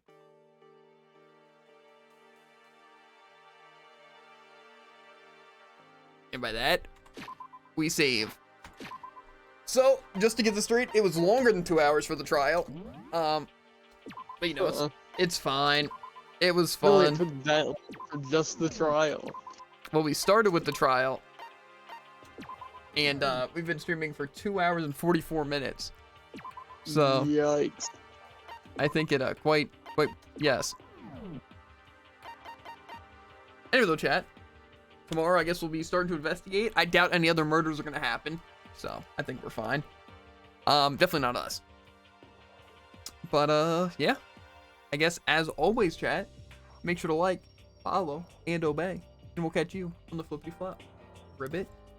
And is this okay? Yeah. If you're on YouTube, links in the description for links to Twitch, the TikTok, and the Twitter. Always fun to watch it live. And if you're on Twitch, !, any of the socials on the screen, and you'll get a link directly to it.